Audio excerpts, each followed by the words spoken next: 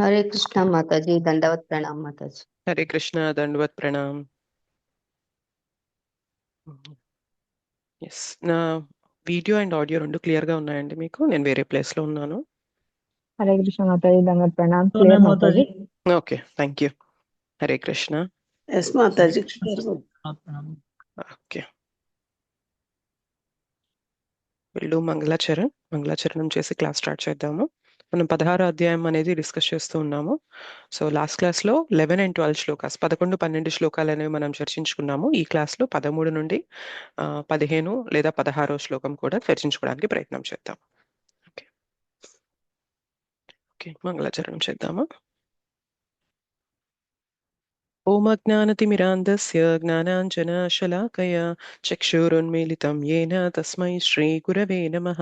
శ్రీచైతన్యమనోభీష్టం స్థాపితం येन భూతలే స్వయం రూపः కదా మహ్యం దదాతి స్వపదాంతికం. వందేహం శ్రీగురోః శ్రీయుతాపదకమలం శ్రీగురూన్ వైష్ణవాంశ్చ శ్రీరూపం సాగ్రజాతం సహగణ రఘునాథాన్వితం తం సజీవం సాద్వైతం సావధూతం పరిజన సహితం కృష్ణ చైతన్య దేవం శ్రీరాధా కృష్ణ పాదాన్ సహగణ లలిత శ్రీ విశాఖాన్వితాంశ్చ నమ. ఓం విష్ణుపాదాయ కృష్ణ ప్రేష్టాయ భూతలే శ్రీమతే భక్తి వేదాంత స్వామి నితి నామినే. నమస్తే సారస్వతే దేవే గౌరవాణి ప్రచారిణే నిర్విశేష శూన్యవాది పాశ్చాత్య దేశతారిణే. నమో మహావదన్యాయ कृष्ण प्रेम प्रधायते कृष्णाय कृष्ण चैतन्य नाम्ने गौरद्विषे नमः. हे कृष्णा करुणा सिंधु दीनबंधो जगत्पते गोपेश गोपिका कांत राधा कांत नमोस्तुते. तप्त कांचन गौरांगी राधे वृंदावनेश्वरी वृषभानुसुते देवी प्रणमामि हरिप्रिये. वाञ्छाकल्पतरुभ्यश्च कृपा सिन्धुभ्य एव च पतितानां पावनेभ्यो वैष्णवेभ्यो नमो नमः. जय श्री कृष्ण चैतन्य प्रभु नित्यानंद श्री अद्वैत गदाधर श्रीवासादि गौर भक्त वृंद. हरे कृष्णा कृष्ण कृष्ण हरे हरे, हरे राम राम राम हरे हरे. जय जय श्री चैतन्य जय नित्यानंद जय द्वैत चंद्र जय गौर भक्त वृंदा. ओम नमो भगवते वासुदेवाय. ओम नमो भगवते वासुदेवाय. ओम नमो भगवते वासुदेवाय. मुखं करोति वाचालं पंगुं लंघयते गिरिं यत्कृपातमहं वन्दे श्रीगुरुं दीनतारिणं परमानन्दमाधवं श्रीचैतन्य ईश्वरं. श्री श्री राधा मदन मोहन जी की जय, श्री श्री गौर निताई की जय, श्री श्री जगन्नाथ बलदेव सुभद्रा मैया की जय, जगत गुरु पतित पावन श्रील प्रभुपाद की जय, श्रील गुरुदेव की जय, निताई गौर प्रेमानंदे हरि हरि बोल.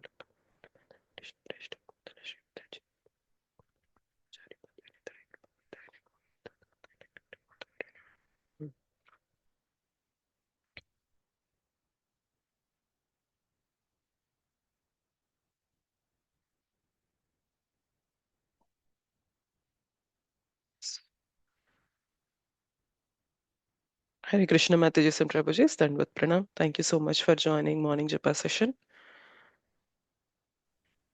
हरे कृष्ण माता जी, హరే కృష్ణ మాతాజీ, ధన్యవాద Pranam Mataji. Dandvat Pranam Mataji, Hare Krishna. हरे कृष्ण माता जी, दंडवत प्रणाम। Hare Krishna, Dandvat Pranam. हरे कृष्ण माताजी, दंडवत प्रणाम। Hare Krishna, Dandvat Pranam. Yes, Shlokas recite cheddam manam. Idamadhyamaya labdham. इदमध्यमया लब्धम् Idamadhyamaya labdham. इदमध्यमया लब्धम् Imam prapsye manoratham.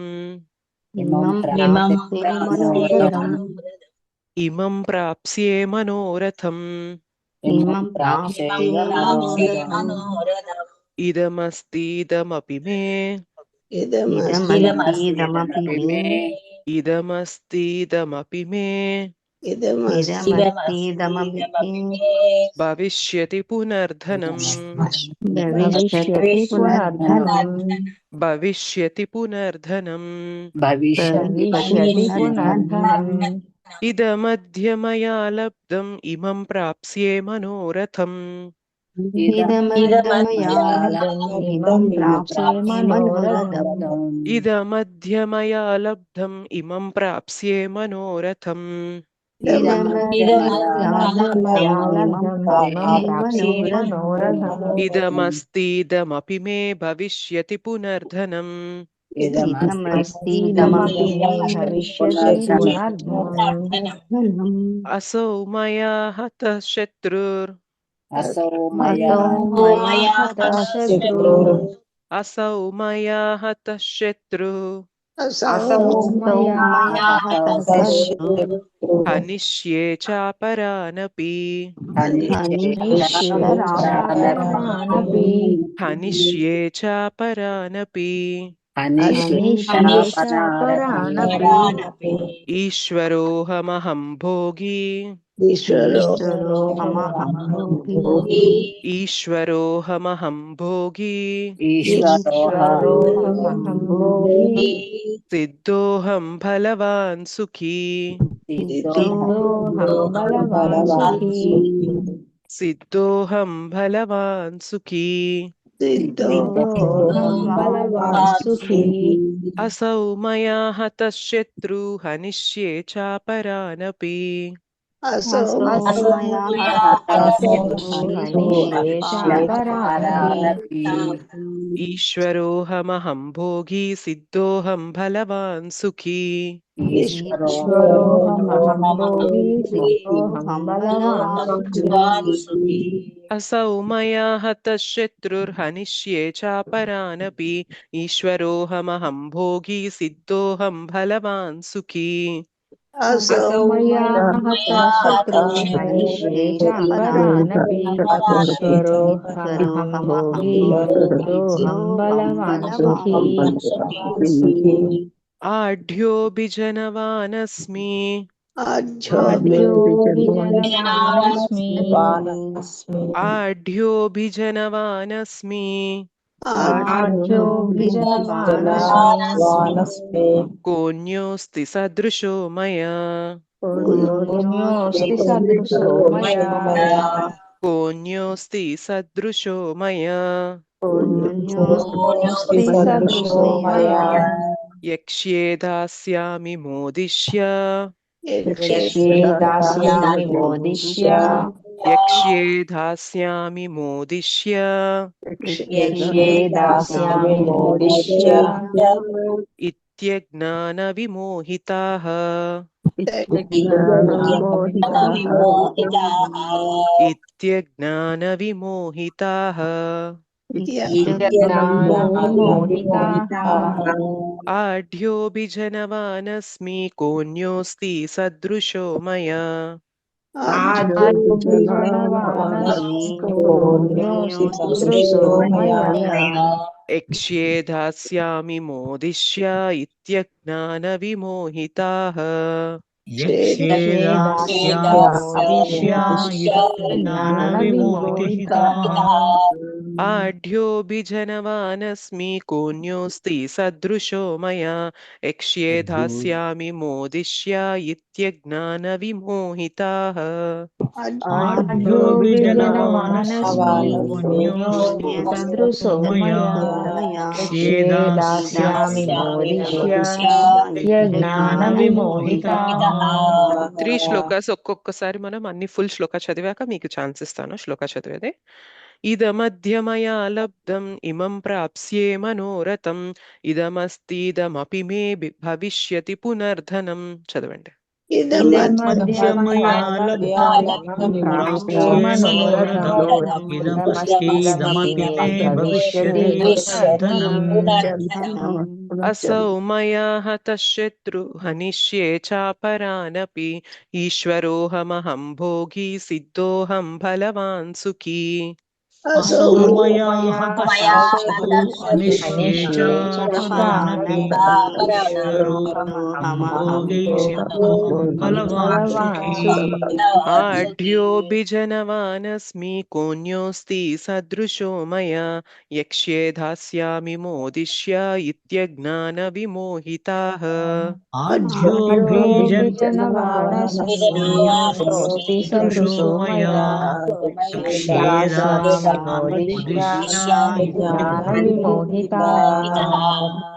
ఓకే,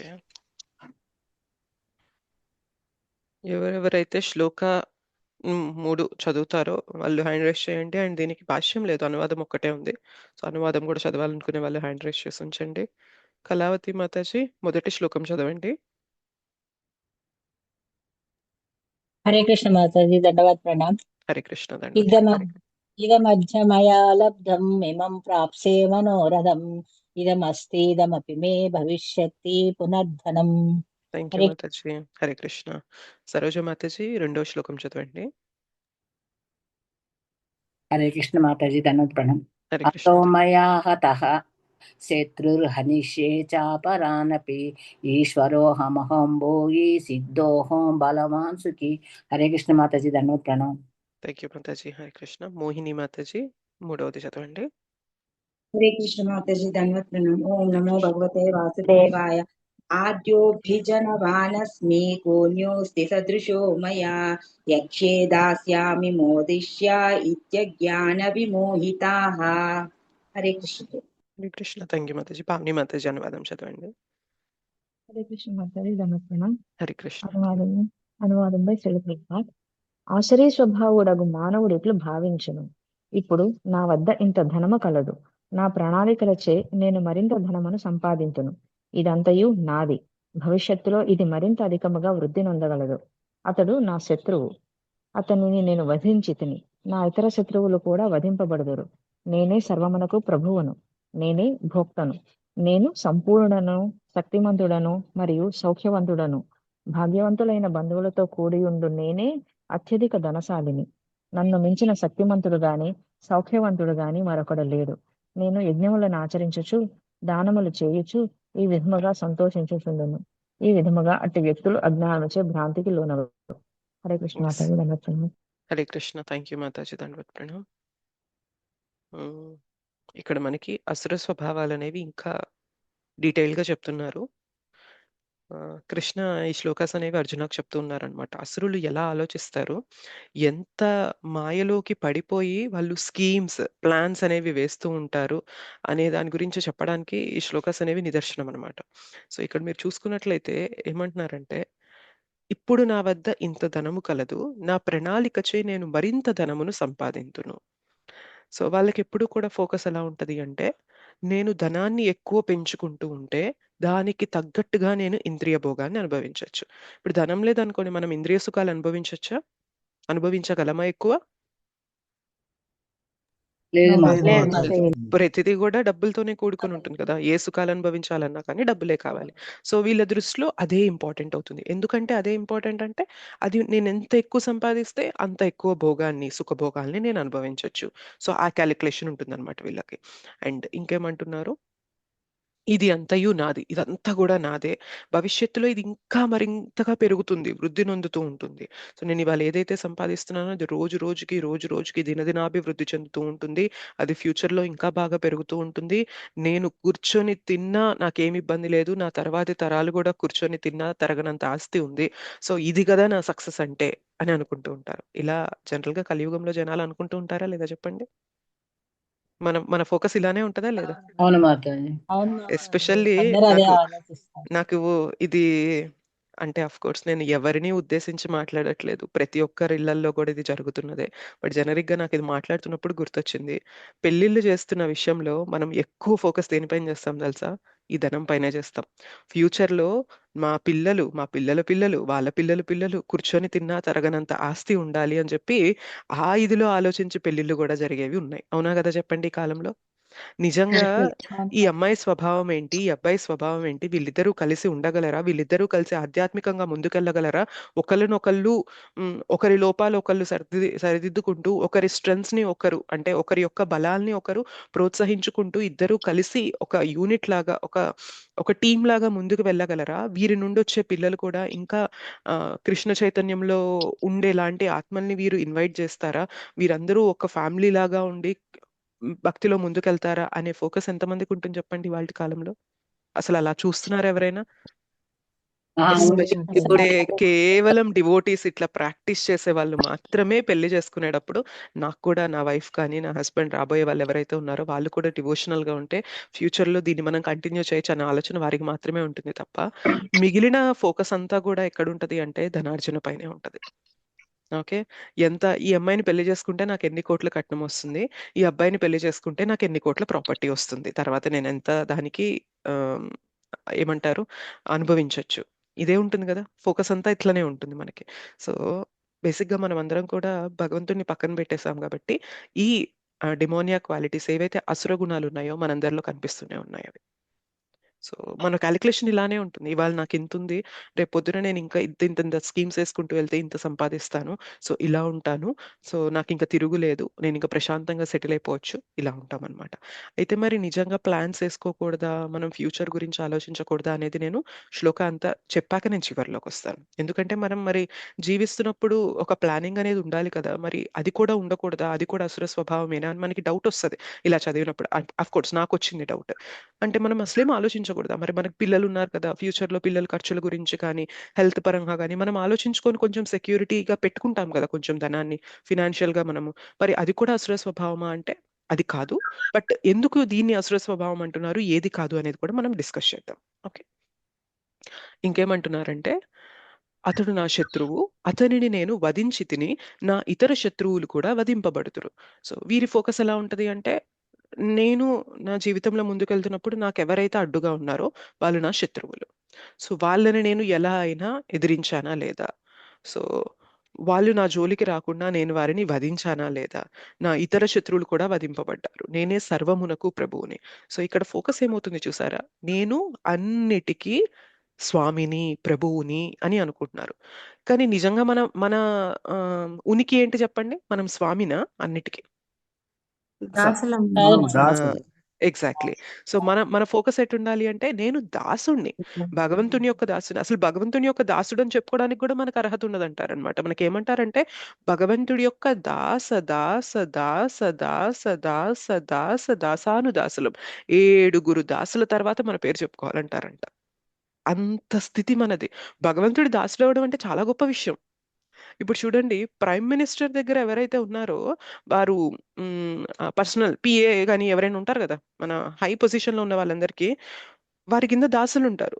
వారు కూడా చాలా పవర్ ఉంటుంది కదా. ఇప్పుడు ప్రైమ్ మినిస్టర్ ని మీట్ అవ్వాలంటే ఫస్ట్ మనం వాళ్ళ పిఏ అపాయింట్మెంట్ తీసుకొని ప్రైమ్ మినిస్టర్ అపాయింట్మెంట్ తీసుకోవాలి, అవునా కదా చెప్పండి? Yes or no? అంటే చాలా పెద్ద పొజిషన్ ఉన్నట్టు కదా. మరి అలాంటిది ఎన్నో దేశాలున్న ఒక గ్రహానికి, అట్లాంటి ఎన్నో గ్రహాలున్న ఈ భౌతిక జగత్తుకి, అట్లాంటి ఎన్నో ఈ విస్తారాలు ఉన్న జగత్తుకి, మొత్తం భౌతిక జగత్తు ఆధ్యాత్మిక జగత్తుకి కూడా స్వామి అయిన భగవంతుడి యొక్క దాసుడవడం అంటే అంత చిన్న పొజిషన్ కాదు కదా. కానీ మనకేమనిపిస్తుంటే, ఓ నేను భగవంతుడిని దాసుడునా అని సింపుల్ గా అనిపిస్తుంది. కానీ అట్లాంటి భగవంతుడికి దాసుడు అవ్వాలన్నా కానీ ఎంతో అర్హత ఉండాలి, అర్థమవుతుందా?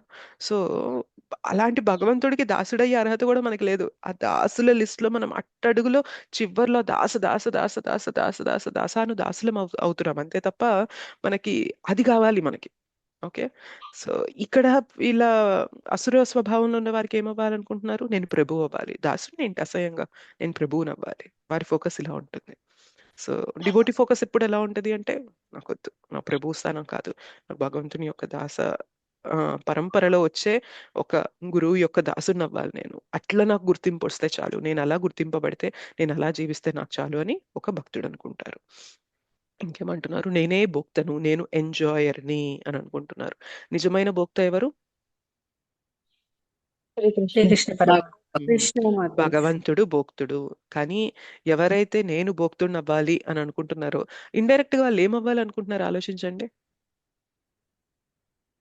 నేను భోక్తనవ్వాలి, నేను ప్రభువునవ్వాలి అని అంటున్నారంటే మనకి ప్రభువు ఎవరు? కృష్ణ. భోక్త ఎవరు? కృష్ణ. నియామకుడు ఎవరు? కృష్ణ. సో అన్ని కృష్ణ అయ్యారు. వీళ్ళేమనుకుంటున్నారు? నేను భోక్త అవ్వాలి, నేను ప్రభు అవ్వాలి, నేను నియామకుడిని అవ్వాలి, నా చేతుల్లో సమస్తం, నేను అని అంటే అన్ని నడవాలి, నేను ఊహు అంటే అన్ని ఆగిపోవాలి అనే ఇదిలో వీళ్ళు ఉన్నారు. అంటే వీళ్ళు ఏమవ్వాలనుకుంటున్నారు ఆలోచించండి. భగవంతుడు ఎగ్జాక్ట్లీ. ఇండైరెక్ట్ గా వాళ్ళు ఏం చెప్తున్నారంటే నేను భగవంతుడిని అవ్వాలి అని అనుకుంటున్నారు అనమాట. ఓకే, అసురులు క్వాలిటీ ఇలా ఉంటుంది. ఏంటి అంటే భగవంతుడి ఉనికిని వాళ్ళు గుర్తించరు, పైపచ్చు నేనే భగవంతుడిని అవ్వాలి అని అనుకుంటూ ఉంటారు. ఈ మాట మనకి చాలా బ్రాడ్ గా అనిపిస్తుంది. ఓకే, నేనే భగవంతుడిని అవ్వాలి అనుకుంటున్నారు అని మనకి అలా విన్నప్పుడు చాలా బ్రాడ్ గా అనిపిస్తుంది. కానీ నిజంగా మనలో కూడా ఈ క్వాలిటీస్ అనేవి ఉన్నాయి. అందుకనే ఇవాళ మనం భక్తిలో కొంచెం కష్టపడుతున్నాం. ఎందుకు అంటే మనలో దాసుడుగా ఉండాలి అనే గుణం అంత పర్ఫెక్ట్ గా లేదు. నేను భోక్తని కాను, భగవంతుడు భోక్తుడు అనే గుణం మనలో అంత పర్ఫెక్ట్ గా లేదు. నేను నియామకుడిని కాదు, భగవంతుడే నిజమైన నియామకుడు అనే విషయం మనకు కంప్లీట్ గా నమ్మకం లేదనమాట. ఒకవేళ ఈ 3 విషయాలు మనం నిజంగా ఫాలో అవుతున్నాం అనుకోండి, మనకంత కష్టం ఉండదు భక్తి. చాలా సులువుగా సజావుగా వెళ్ళిపోతాం. కానీ ఎక్కడో మనకు ఉంటుందన్నమాట, నేను ఎంజాయ్ చేయాలి, కొంచెం ఎంజాయ్మెంట్ చేయాలి, నేను కూడా కొంచెం కంట్రోల్ చేయాలి, నేను కూడా కొంచెం ప్రభువునవ్వాలి, నా అధీనంలో అందరూ ఉండాలి అని మనం కోరుకుంటూ ఉంటున్నాం.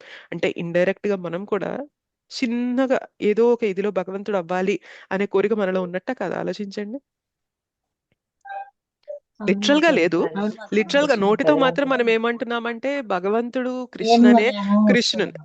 కృష్ణనే దేవుడు, కృష్ణుడి యొక్క దాసుని అని అంటున్నాం. కానీ బయటికి అలా అంటున్నాం, కానీ సమ్వేర్ లోపల ఇంకా మనలో ఆ గుణం అనేది పెంపొందించుకోలేదు మనం. అంటే భగవంతుడి యొక్క దాసుని నేను, ఆయన ప్రభువు, నేను దాసుని, ఆయన భోక్త, ఆయన నియామకుడు అనేది బయటికి అంటున్నాం, లోపలి దాకా మనకి ఇంకా వెళ్ళలేదు. అందుకే మనలో కూడా చిన్న చిన్న అసుర స్వభావాలు అనేవి కనిపిస్తూ ఉన్నాయి. కానీ భక్తి ప్రాసెస్ మనం పట్టుకొని ముందుకెళ్తూ ఉంటే ఏమైందంటే లోపల మలినం అంతా కూడా పోతుంది. ఓకే, సో అసురులు లిటరల్ గా భగవంతులు అవ్వాలి అనే తాపత్రయంలో ఉంటారు. దీనికి క్లాసిక్ ఎగ్జాంపుల్ ఎవరు అంటే హిరణ్యకశ్యపు. ఓకే, హిరణ్యకశ్యపు ఏమనుకున్నాడు?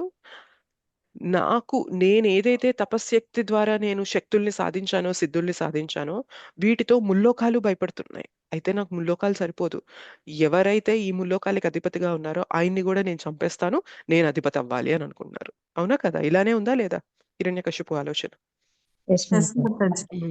సో హిరణ్యకశ్యపు అట్లనే ఆలోచిస్తున్నాడు అనమాట, నేను భగవంతుడిని చంపేసేయాలి. సో వెళ్ళాడు, ఏం చేశాడు?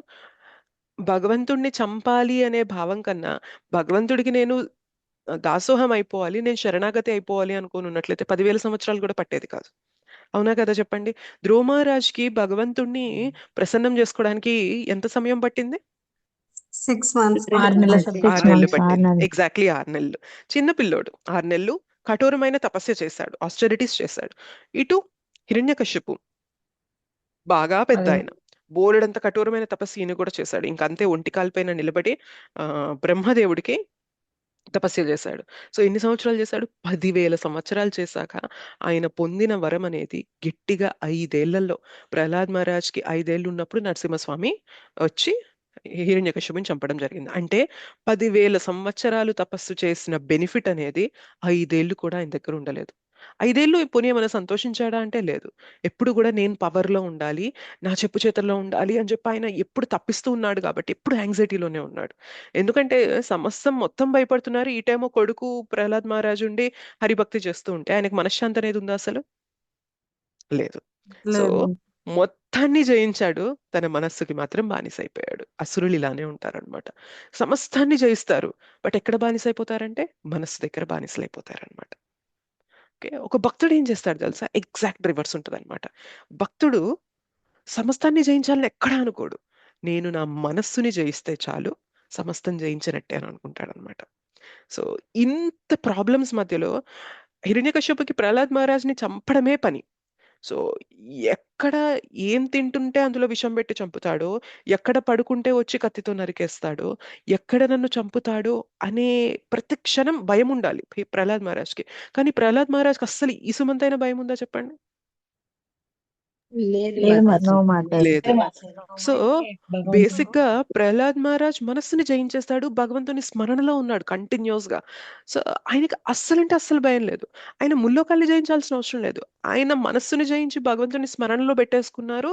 ఆయన ఎక్కడున్నా ఎలా ఉన్నా గానీ ఎంతో సంతోషంగా, ఎంతో ప్రశాంతంగా, ఎంతో నిర్మలంగా ఉన్నారు అన్ని ప్రమాదాల మధ్యలో కూడా. ఇటు హిరణ్యకశ్యపు అసుర స్వభావంలో ఉన్నవాడు మొత్తాన్ని జయించాడు. కానీ ఇంట్లోనే ఒక భక్తుడిలాగా తన కొడుకు రూపంలో హరిభక్తి గురించి ప్రచారం చేస్తుంటే నాకు యాంగ్జైటీ వచ్చేసింది. సో ఇలా ఉంటదన్నమాట అసుర స్వభావం అనేది. మనం ఎన్నో క్యాలిక్యులేషన్స్ చేస్తూ ఉంటాం. ఓకే, ఫ్యూచర్లో నాకు ఇది చాలా హెల్ప్ అవుతుంది, లేకపోతే నాకు ఎదిరించేవాడు ఎవరూ లేరు, నేనే అన్నిటికీ భోక్తని, నేనే అన్నిటికీ ఎంజాయ్ అని అనుకుంటూ ఉంటాం. కానీ బేసిక్గా మన స్వభావం అది కానే కాదు. అలా ఎప్పుడైతే మనం ప్రయత్నం చేస్తూ ఉంటామో మనం ఎంజాయ్మెంట్ అనేది పక్కన పెట్టండి, మనలో యాంగ్జైటీ, చింత అనేది పెరిగిపోతూ ఉంటుంది. ఒకసారి హిస్ గ్రేస్ గౌరాంగ్ దర్శన్ ప్రభుజీని అడిగారంట, ఒక పాడ్కాస్ట్లోనో ఎక్కడో అడిగారంట, ఏమైంది ప్రభుజీ, ఇప్పుడు పాండవులు కౌరవులు అందరూ ఉన్నారు, ఇటు పాండవులేమో పడకూడని కష్టాలనేవి అంతా పడ్డారు, ఎప్పుడో లాస్ట్లో వాళ్ళకి రాజ్యం వచ్చింది, వాళ్ళు ముందంతా కూడా పడాల్సిన బాధలన్నీ పడ్డారు కదా, పోనీ సరే ఇటు దుర్యోధనుని చూసుకున్నట్లయితే ముందంతా రాజభోగాలు అనుభవించాడు కదా, సరే చనిపోవాల్సిన సమయం వచ్చింది, అట్లా బాణం వేశారు, ఇట్లా చనిపోయాడు, అందులో ఓకే ఎవరైనా కానీ వెళ్ళిపోవాల్సిందే కదా. సో ఇటు పాండవుల్ని ఇటు కౌరవుల్ని చూసుకున్నట్లయితే ఇటు దుర్యోధనుడే ఎక్కువ అనుభవించాడు కదా. ఇది ఎక్కడ అంటే పాండవులు భగవంతుడిని పట్టుకున్నా కూడా అన్యాయమే జరిగింది కదా పాండవులకి అని చెప్పి క్వశ్చన్ అడిగారంట. సో ప్రభుజీ చాలా సింపుల్ గా ఆన్సర్ ఇచ్చారు. ఏమి ఇచ్చుంటారో తెలుసా? ఎవరైనా గెస్ట్ చేయగలరా? అంటే మీకు నేను చెప్పింది అర్థమైందా? అసుర స్వభావంలో ఉన్నవాడు ఇటు ధార్మికంగా ఉన్నవారిని హింసిస్తున్నాడు, ఈయనేమో హ్యాపీగా బ్రతికాడు కదా, చాలా సంవత్సరాల పాటు హ్యాపీగా బ్రతికాడు. ఇటేమో పాండవులు ధర్మాన్ని పట్టుకొని భగవంతుని పట్టుకొని పడకూడని కష్టాలన్నీ పడ్డారు కదా. మరి ఏం లాభము ధర్మాన్ని పట్టుకోవడం వల్ల, భగవంతుని పట్టుకోవడం వల్ల అనే ఇదిలో క్వశ్చన్ అడిగారు. ఎవరైనా గెస్ట్ చేయగలరా ఏం ఆన్సర్ ఇచ్చుంటారు అని? ఎవరైనా విన్నారా పాడ్కాస్ట్? మాతాజీ అంటే చెప్తాను మాతాజీ. మాతాజీ ద్రౌపది అంటే ముందు జన్మలోని పురుషోత్తమ యాగం చెయ్యలేదు మాతాజీ, అందుకే అనేసి అలాగా కష్టాలు అని. నేను అడిగిన క్వశ్చన్ ఒకటి, మీరు చెప్పిన ఆన్సర్ ఒకటి చెప్పండి. మాతాజీ భౌతిక నేను చెప్తాను.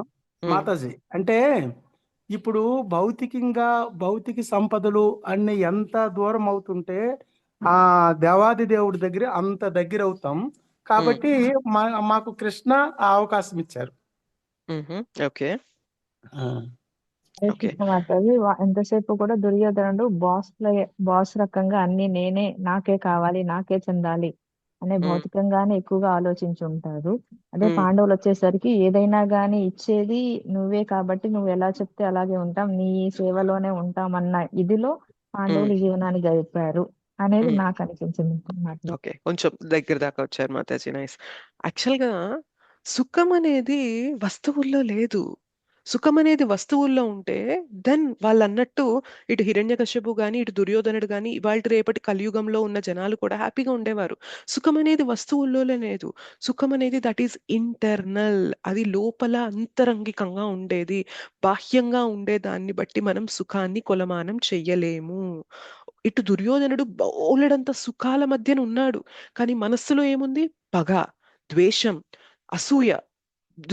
ఇటు పాండవుల పైన పగ, ద్వేషం, అసూయ. వాళ్ళు ఇంద్రప్రస్థ భవనం వాళ్ళు కట్టుకుంటే అక్కడికి వెళ్ళాక ఈయనకు నిద్ర పట్టలేదు. వాళ్ళు అలాంటి భవనంలో వాళ్ళు ఉంటారా? అదేంది, నేను వాళ్ళని మొత్తాన్ని దోచేసుకున్నా కానీ వీళ్ళు ఏమీ లేనిది వాళ్ళకి ఇచ్చినా కూడా వాళ్ళు ఇంత చక్కగా అభివృద్ధి చేసుకుంటారా అని ఆయన మనస్సులో పగ, ద్వేషం అనేది రగిలిపోతూ ఉన్నాయన్నమాట.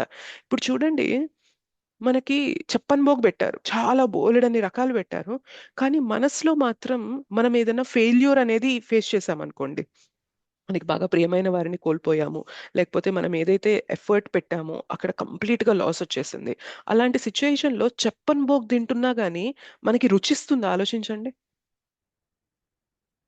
చెప్పండి. మనసులో మనేది ఉంటుంది. రుచించదు. రుచించదు. బేసిక్ గా బయట మనం సుఖాన్ని ఎప్పుడు అనుభవిస్తామంటే లోపల కూడా మనకి హ్యాపీనెస్ అనేది ఉంటేనే, తృప్తి అనేది ఉంటేనే బయట వస్తువుల నుండి మనం చేసేదానికి కొంచెం సుఖం అనేది అనుభవిస్తాం. కానీ లోపల మనం పగతో, ద్వేషంతో, అసూయతో, కోపంతో రగిలిపోతుంటే చుట్టూ ఎన్ని ఉన్నా కానీ అవి అసలు మనకి రుచినే ఇవ్వవు. ఆలోచించండి, మన జీవితంలోనే ఆలోచించండి. చుట్టూ మనం ఎన్ని భోగాల మధ్యనున్నా మనస్సు మాత్రం ప్రశాంతంగా లేదనుకోండి, అవి అసలు మనకి రుచించను కూడా రుచించవు. Yes or no? నేను చెప్పేది కరెక్ట్గా ఉందా లేదా? కరెక్టే మాతాజీ. ఉమ్. ఎదురుగా ఎన్నున్నా మనసు బాగోపోతే అటువైపు ఆకలి అనేది చచ్చిపోతుంది మాతాజీ. ఎగ్జాక్ట్లీ అదే. సో నిజంగా సుఖం అనేది అక్కడుందా అంటే అక్కడ కాదు. మన మనస్సుని భగవంతుడితో కనెక్ట్ చేసామనుకోండి, మనం అడవిలో ఉన్న అంత మజ్జిగన్నం తిన్నా గాని తృప్తి. ఓకే. నాకు భగవంతుడు ఇది ఇచ్చాడు. I'm happy. ఎందుకంటే వస్తువులలో సుఖం లేదు. అది ఇంటర్నల్‌గా ఉంది. Happiness is inside. మన చేతన ఎలా ఉంటుందో దాన్ని బట్టి మనం ఆనందంగా ఉంటామా లేదా అనేది డిసైడ్ అవుతుంది. మన చేతన అనేది ఎప్పుడైతే చెడిపోతుందో ఆటోమేటిక్‌గా చుట్టూ ఎన్ని ఉన్నా కానీ అది ఆనందాన్ని ఇవ్వదు. దుర్యోధనుడి చుట్టూ చాలా ఉన్నాయి. కానీ మనస్సులో పగ ఉంది కాబట్టి ఆయనకెప్పుడు ఆ పగతోనే రగిలిపోయాడు. ఇటు పాండవులు అన్నీ కోల్పోయారు. వాళ్ళకి ఏమీ లేదు. రాజ్యం లేదు, మర్యాద లేదు, పరువు పోయింది. అయినా కానీ అన్నీ కోల్పోయినా కూడా భగవంతుడిని మాత్రం వాళ్ళు వదలలేదు. ఎక్కడికి వెళ్ళినా భగవంతుడిని పట్టుకొనున్నారు. ఆ భగవంతుని స్మరణ వల్ల వాళ్ళు ఎటువంటి సిట్యుయేషన్‌లో ఉన్నా గాని ఆనందంగా ఉన్నారు. అది మన జీవితంలో మనం గుర్తుపెట్టుకోవాల్సిన విషయం. ఎప్పుడైతే భగవంతుడిని వదిలేసామో ఎన్ని ఉన్నా కానీ సున్నాలే. మీకు ఎగ్జాంపుల్ వింటారు కదా! చాలా సార్లు మనం విన్నాం. ఎన్ని ఉన్నా అవి కేవలం సున్నాలు, సున్నాలు, సున్నాలు, సున్నాలు.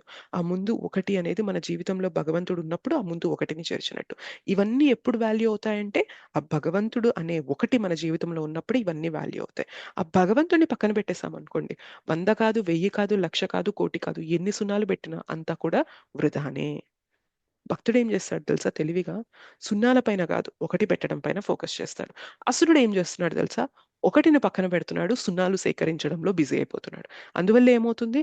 ఎంత పెంచుకున్నా గానీ చివరికి చింతనే మిగులుతుంది. భక్తుని జీవితంలో ఓకే సున్నాలు లేవు, కానీ ఒకటి చేర్చాడిన. ఒకటి పక్కన ఒక్క సున్నా ఉన్నా గూడా ఎంతో కొంత వాల్యూ ఉన్నట్టా కాదా చెప్పండి? ఎగ్జాక్ట్‌లీ. అది డిఫరెన్స్ అన్నమాట. ఓకేనా? సో, ఒక అసురుడికి, భగవంతుడిని నమ్ముకున్న వ్యక్తికి ఇంత కాంట్రాస్ట్ అన్నమాట. ఇంత డిఫరెన్స్ అనేదుంటుంది. ఇంకేమంటున్నారు? నేనే సంపూర్ణుడను, శక్తిమంతుడను మరియు సౌఖ్యవంతుడను. భాగ్యవంతులైన బంధువులతో కూడియుండు నేనే అత్యధిక ధనశాలిని. నా చుట్టూ చాలా మంది బలం, బలగం జనమందరూ ఉన్నారు. సో, నాకు మించి నన్ను కొట్టేవారెవ్వరూ లేరు అని అనుకుంటూ ఉంటారు. నన్ను మించిన శక్తిమంతుడు గాని, సౌఖ్యవంతుడు గాని మరొకడు లేడు. నేను యజ్ఞములను ఆచరించుచు, దానములు చేయుచు ఈ విధముగా సంతోషించుచున్నాను. ఈ విధముగా అట్టి వ్యక్తులు అజ్ఞానముచే భ్రాంతికి లోనగుదురు. అయితే వీళ్ళు చుట్టూ ఉన్న పలుకుబడితో, బలం, బలగంతో వీళ్ళు సెక్యూరిటీ వెతుక్కుంటూ ఉంటారు. ఇందాక ఫస్ట్ అన్నాను కదా! మరి మనం ప్లాన్స్ ఏసుకోకూడదా? ఫ్యూచర్ పైన మనం ఎంతో కొంత సేవ్ చేసుకోకూడదా? మన కోసం, మన పిల్లల కోసం, మన భవిష్యత్తు కోసం అలా సేవ్ చేసుకోకూడదా అంటే డెఫినిట్‌గా చేసుకోవాలి. ఒక గృహస్థుగా ఫ్యూచర్ గురించి ఆలోచించి మొత్తం వచ్చిందంతా కూడా సెన్స్ గ్రాటిఫికేషన్ కిందనే పెట్టేసుకోకుండా కొంత మనం సెక్యూరిటీ అనేది పెట్టుకొని ఉండడం మంచి విషయమే. దాన్నెప్పుడు కూడా భక్తి తప్పు అని చెప్పదు. కానీ నేను ఏదైతే సంపాదిస్తున్నానో అదే నన్ను కాపాడిద్ది. నా చుట్టూ ఎవరైతే ప్రజలున్నారో, బలం, బలగం ఉందో అదే నన్ను రక్షిస్తుంది ఫ్యూచర్‌లో అని ఎవరైతే పెట్టుకుంటారో వాళ్ళు మాత్రం మోసపోతారు. వాళ్ళు మాత్రం మాయలో ఉన్నట్టు. ఎందుకంటే ఇటు డబ్బు గాని, ఇటు బలం, బలగం గాని, ఇటు పేరు ప్రతిష్టలు గాని ఏమున్నా కానీ అవన్నీ కూడా తాత్కాలికమా కాదా చెప్పండి?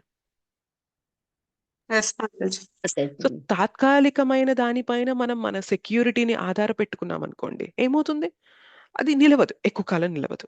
కానీ టెం టెంపరరీ కాకుండా పర్మనెంట్‌గా నిత్యంగా ఉండే దానిపైన మనం ఆధారపడ్డామనుకోండి ఎప్పుడు కూడా షేకప్. సో, ఈ మన జీవనం కోసం ఇవన్నీ సంపాదించుకోవాలి. That's fine. Absolutely fine. But మనం ఇదే మనకి సుఖానికి కారణం. ఇదే రేపు పొద్దున నన్ను ఆహ్, కాపాడుతుంది. కష్టాల నుండి కాపాడుతుంది. ఇదే నన్ను రేపొద్దున సుఖభోగాలు అనుభవించేలాగా చేస్తుంది. ఈ చుట్టూ ప్రజలే రేపొద్దున నాకు బలంగా అండగా నిలుస్తారు అని ఎప్పుడైతే పెట్టుకుంటామో మనం మాయలో ఉన్నట్టే. ఇది నా బాధ్యతగా నేను చేస్తున్నాను. ఒక తల్లిగా, ఒక తండ్రిగా, ఒక పౌరుడిగా నేను చేయవలసిన కర్తవ్యంగా నేను చేస్తున్నాను అని ఎవరైతే బాధ్యతాయుతంగా చేస్తారో నో ప్రాబ్లమ్. బట్ ఎవరి పైన డిపెండ్ అవ్వాలి అంటే భగవంతుని పైన డిపెండ్ అవ్వాలి. సో, బేసిక్‌గా ఏంటంటే డిఫరెన్స్ మనము భౌతికమైన విషయాల పైన డిపెండ్ అయితే అది మనకి దుఃఖానికి కారణమవుతుంది.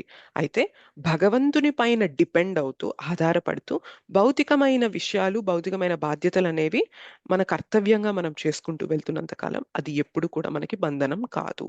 ఇక్కడ అసురులు ఏం చేస్తున్నారు తెలుసా? భగవంతుడిని పక్కన పెట్టేసి భౌతికమైన సక్సెస్‌కి ఎక్కువ వాల్యూ ఇచ్చేస్తూ దానిపైన ఆధారపడుతున్నారు కాబట్టి వీళ్ళు ఎప్పుడు కూడా ఆహ్, చింత గురవుతూ ఉంటారనమాట చింతకి. యాంగ్జైటీ అనేది ఫీల్ అవుతూ ఉంటారు. ఓకే. సో దానివల్ల ఏమవుతుందంటే ఇంకా ఎప్పుడు కూడా టెంపరరీ నిలవని దానిపైన వీళ్ళు ఆధారపడుతూ ఉంటారు కాబట్టి ఇంకా ఇంకా ఇంకా ఇంకా మాయలోకి గురవుతూ ఉంటారు. ఓకేనా? సో మీకు కొన్ని ఎగ్జాంపుల్స్ చెప్తాను. ఏంటి అంటే ఇక్కడ ఇంకొక మాట కూడా అన్నారు. ఏమన్నారంటే వీళ్ళు యజ్ఞాలు, దాన ధర్మాలు కూడా చేస్తారు అని అన్నారు. అయితే ఈ యజ్ఞాలు, దాన ధర్మాలు ఎందుకు అంటే షో ఆఫ్ కోసం అన్నమాట. నేను కూడా ధార్మికంగా బ్రతుకుతున్నాను అని సమాజానికి చూపించడానికి యజ్ఞాలు, దాన ధర్మాలు చేస్తారు. దానివల్ల ఏమైనా ప్రయోజనం ఉంటుందా? భగవంతుడిని విస్మరించి యజ్ఞాలు, దాన ధర్మాలు చేస్తే దానివల్ల ఏదైనా ప్రయోజనం ఉంటుందా? ఉండదు మాతాజీ. ఉండదు. సో వీళ్ళు భగవంతుడిని విస్మరిస్తున్నారు. కానీ యజ్ఞాలు, దాన ధర్మాలు ఎందుకు చేస్తున్నారంటే సమాజంలో పేరు చూపించుకోవడానికి. ఓకే. ఓ ఈయన కూడా చాలా ధార్మికుడే. ఇంత కేవలం సంపాదన పైనే కాకుండా ఈయనకి యజ్ఞాల పైన వీటిపైన కూడా మనస్సుందే, మక్కువ ఉందే అని చెప్పి చుట్టూ ఉన్న వారి మన్ననలు అందుకోవడం కోసం వీరు చేస్తూ ఉంటారు తప్ప వీరికి ఎక్కడా కూడా విశ్వాసం అనేది లేదు వాటిపైన. విద్యాచారులు అంటారు. కరెక్ట్. ఓకే. సో మీరు చూసుకున్నట్లయితే ఒక భక్తుడు ఎలా ఉంటాడంటే హనుమంతుల వారు ఉన్నారు. హనుమంతుల వారు రాముల వారి సేవలో ఎలా ఉన్నారు అంటే నేను బెస్ట్ అవ్వాలి, నేను బెస్ట్ అని అందరూ గుర్తించాలి అని ఎప్పుడు హనుమంతుల వారికి లేదు. బట్ హనుమంతుల వారికి ఎలా ఉంది అంటే నేను బెస్ట్ ఇవ్వాలి రాముల వారికి, నేను దాసుణ్ణి కాబట్టి ది బెస్ట్ చేయాలి, రామసేవలో ది బెస్ట్ ఇవ్వాలి అని చెప్పి అనుకున్నారనమాట. ఓకే. సో ఒక అసురుడికి భక్తుడికి డిఫరెన్స్ ఏంటి అంటే అసురుడు ఎప్పుడు కూడా నేను బెస్ట్ అవ్వాలి, నేను ఎక్కువ సంపాదించాలి, నాకు పేరు ప్రతిష్టలు రావాలి, నా అనే మాయలో ఉంటారు కాబట్టి అంతా కూడా మాయకే లోనైపోతుంది. ఇటు హనుమంతుల వారు ఏం చేశారంటే నేను బెస్ట్ అవ్వడం కాదు, నేను భగవంతుని సేవలో బెస్ట్ ఇవ్వాలి అని అనుకున్నారు. అర్థమవుతుందా డిఫరెన్స్? అర్థమైంది మాతాజీ. భగవంతుని ఇప్పుడైతే సేవలో నేను ఇది కూడా విన్నాను. I'm not sure if that is అది ఎంత అథెంటిక్ అనేది నాకు తెలియదు కానీ బట్ ఎప్పుడైతే హనుమంతుల వారు సీతమ్మ తల్లిని జాడ కనుక్కొని వస్తారో ఆయన పరిగెత్తుకుంటూ వచ్చి నేను సీతమ్మని చూశాను అని చెప్పరంట. అంటే నేను అనే పదం ముందు రాదంట ఆయనకి. సీతమ్మని నేను చూశాను అని అంటారంట. అంటే అక్కడ కూడా ఎంత పర్టికులర్ గా ఉన్నారంటే అహం అనేది కనిపించడం లేదు. నేను సీతమ్మని కనుక్కున్నాను అని అనడం లేదు. సీతమ్మ నాకు కనిపించారు అంటే అర్థం చూడండి. నాదేం లేదు ఇక్కడ. I'm just serving. నేను ఒక పనిముట్టుని మాత్రమే. మీరు వదిలిన మీ బాణం, మీరు ఎలా అయితే బాణాన్ని సంధించి వదిలినప్పుడు ఆ బాణం ఎలా అయితే వెళ్తుందో, వెళ్ళి ఆ గమ్యానికి ఎలా అయితే చేరుతుందో ఎగ్జాక్ట్ గా నేను కూడా మీరు సంధించిన బాణం లాంటి వాడిని. సో మీ కృప వల్ల నేను వెళ్ళి కనుక్కొని చూసొచ్చాను అని తెలపడం అనేది ఒక దాసుడికి ఉండే లక్షణం అన్నమాట. అది హనుమంతుల వారు చక్కగా చూపిస్తున్నారు. ఓకే. మనకి కొన్ని ప్రాక్టికల్ ఎగ్జాంపుల్స్ కూడా ఉన్నాయి. అలెగ్జాండర్ ది గ్రేట్ అని చెప్పి అలెగ్జాండర్ ఎన్నో సామ్రాజ్యాలు ఆయన సంపాదించుకున్నారు. ఎంతో మంది రాజుల్ని ఓడించి మొత్తాన్ని కూడా ఆయన ఆక్యుపై చేసేసారు. ఆయన ఫైనల్ గా ఎంతో మందిని ఓడించిన ఆయనకి ఎంత గర్వం ఉండాలి ఆలోచించండి. కానీ ఫైనల్ గా ఆయన చనిపోతున్నప్పుడు ఆయన ఒక మాట అన్నారంట. ఏంటి అంటే ఆయన చెందిన మతానికి వాళ్ళు కాల్చరు అనమాట. వాళ్ళని పూడ్చివేస్తారు. సో ఆయన ఏమంటారంటే కఫిన్, ఆ శవపేటికలో నా చేతుల్ని ఇలా బయటికి పెట్టి నన్ను పూడ్చివేసేయండి అని అంటారంట. అంటే ఆయన ఏం చెప్తున్నారంటే బోలెడంత మంది రాజుల్ని నేను ఎదిరించి బోలెడంత రాజ్యాలు నేను జయించినప్పటికీ ఫైనల్ గా నేను తీసుకెళ్తుంది ఇది అని చూపిస్తున్నారు. ఏం తీసుకెళ్తున్నారు?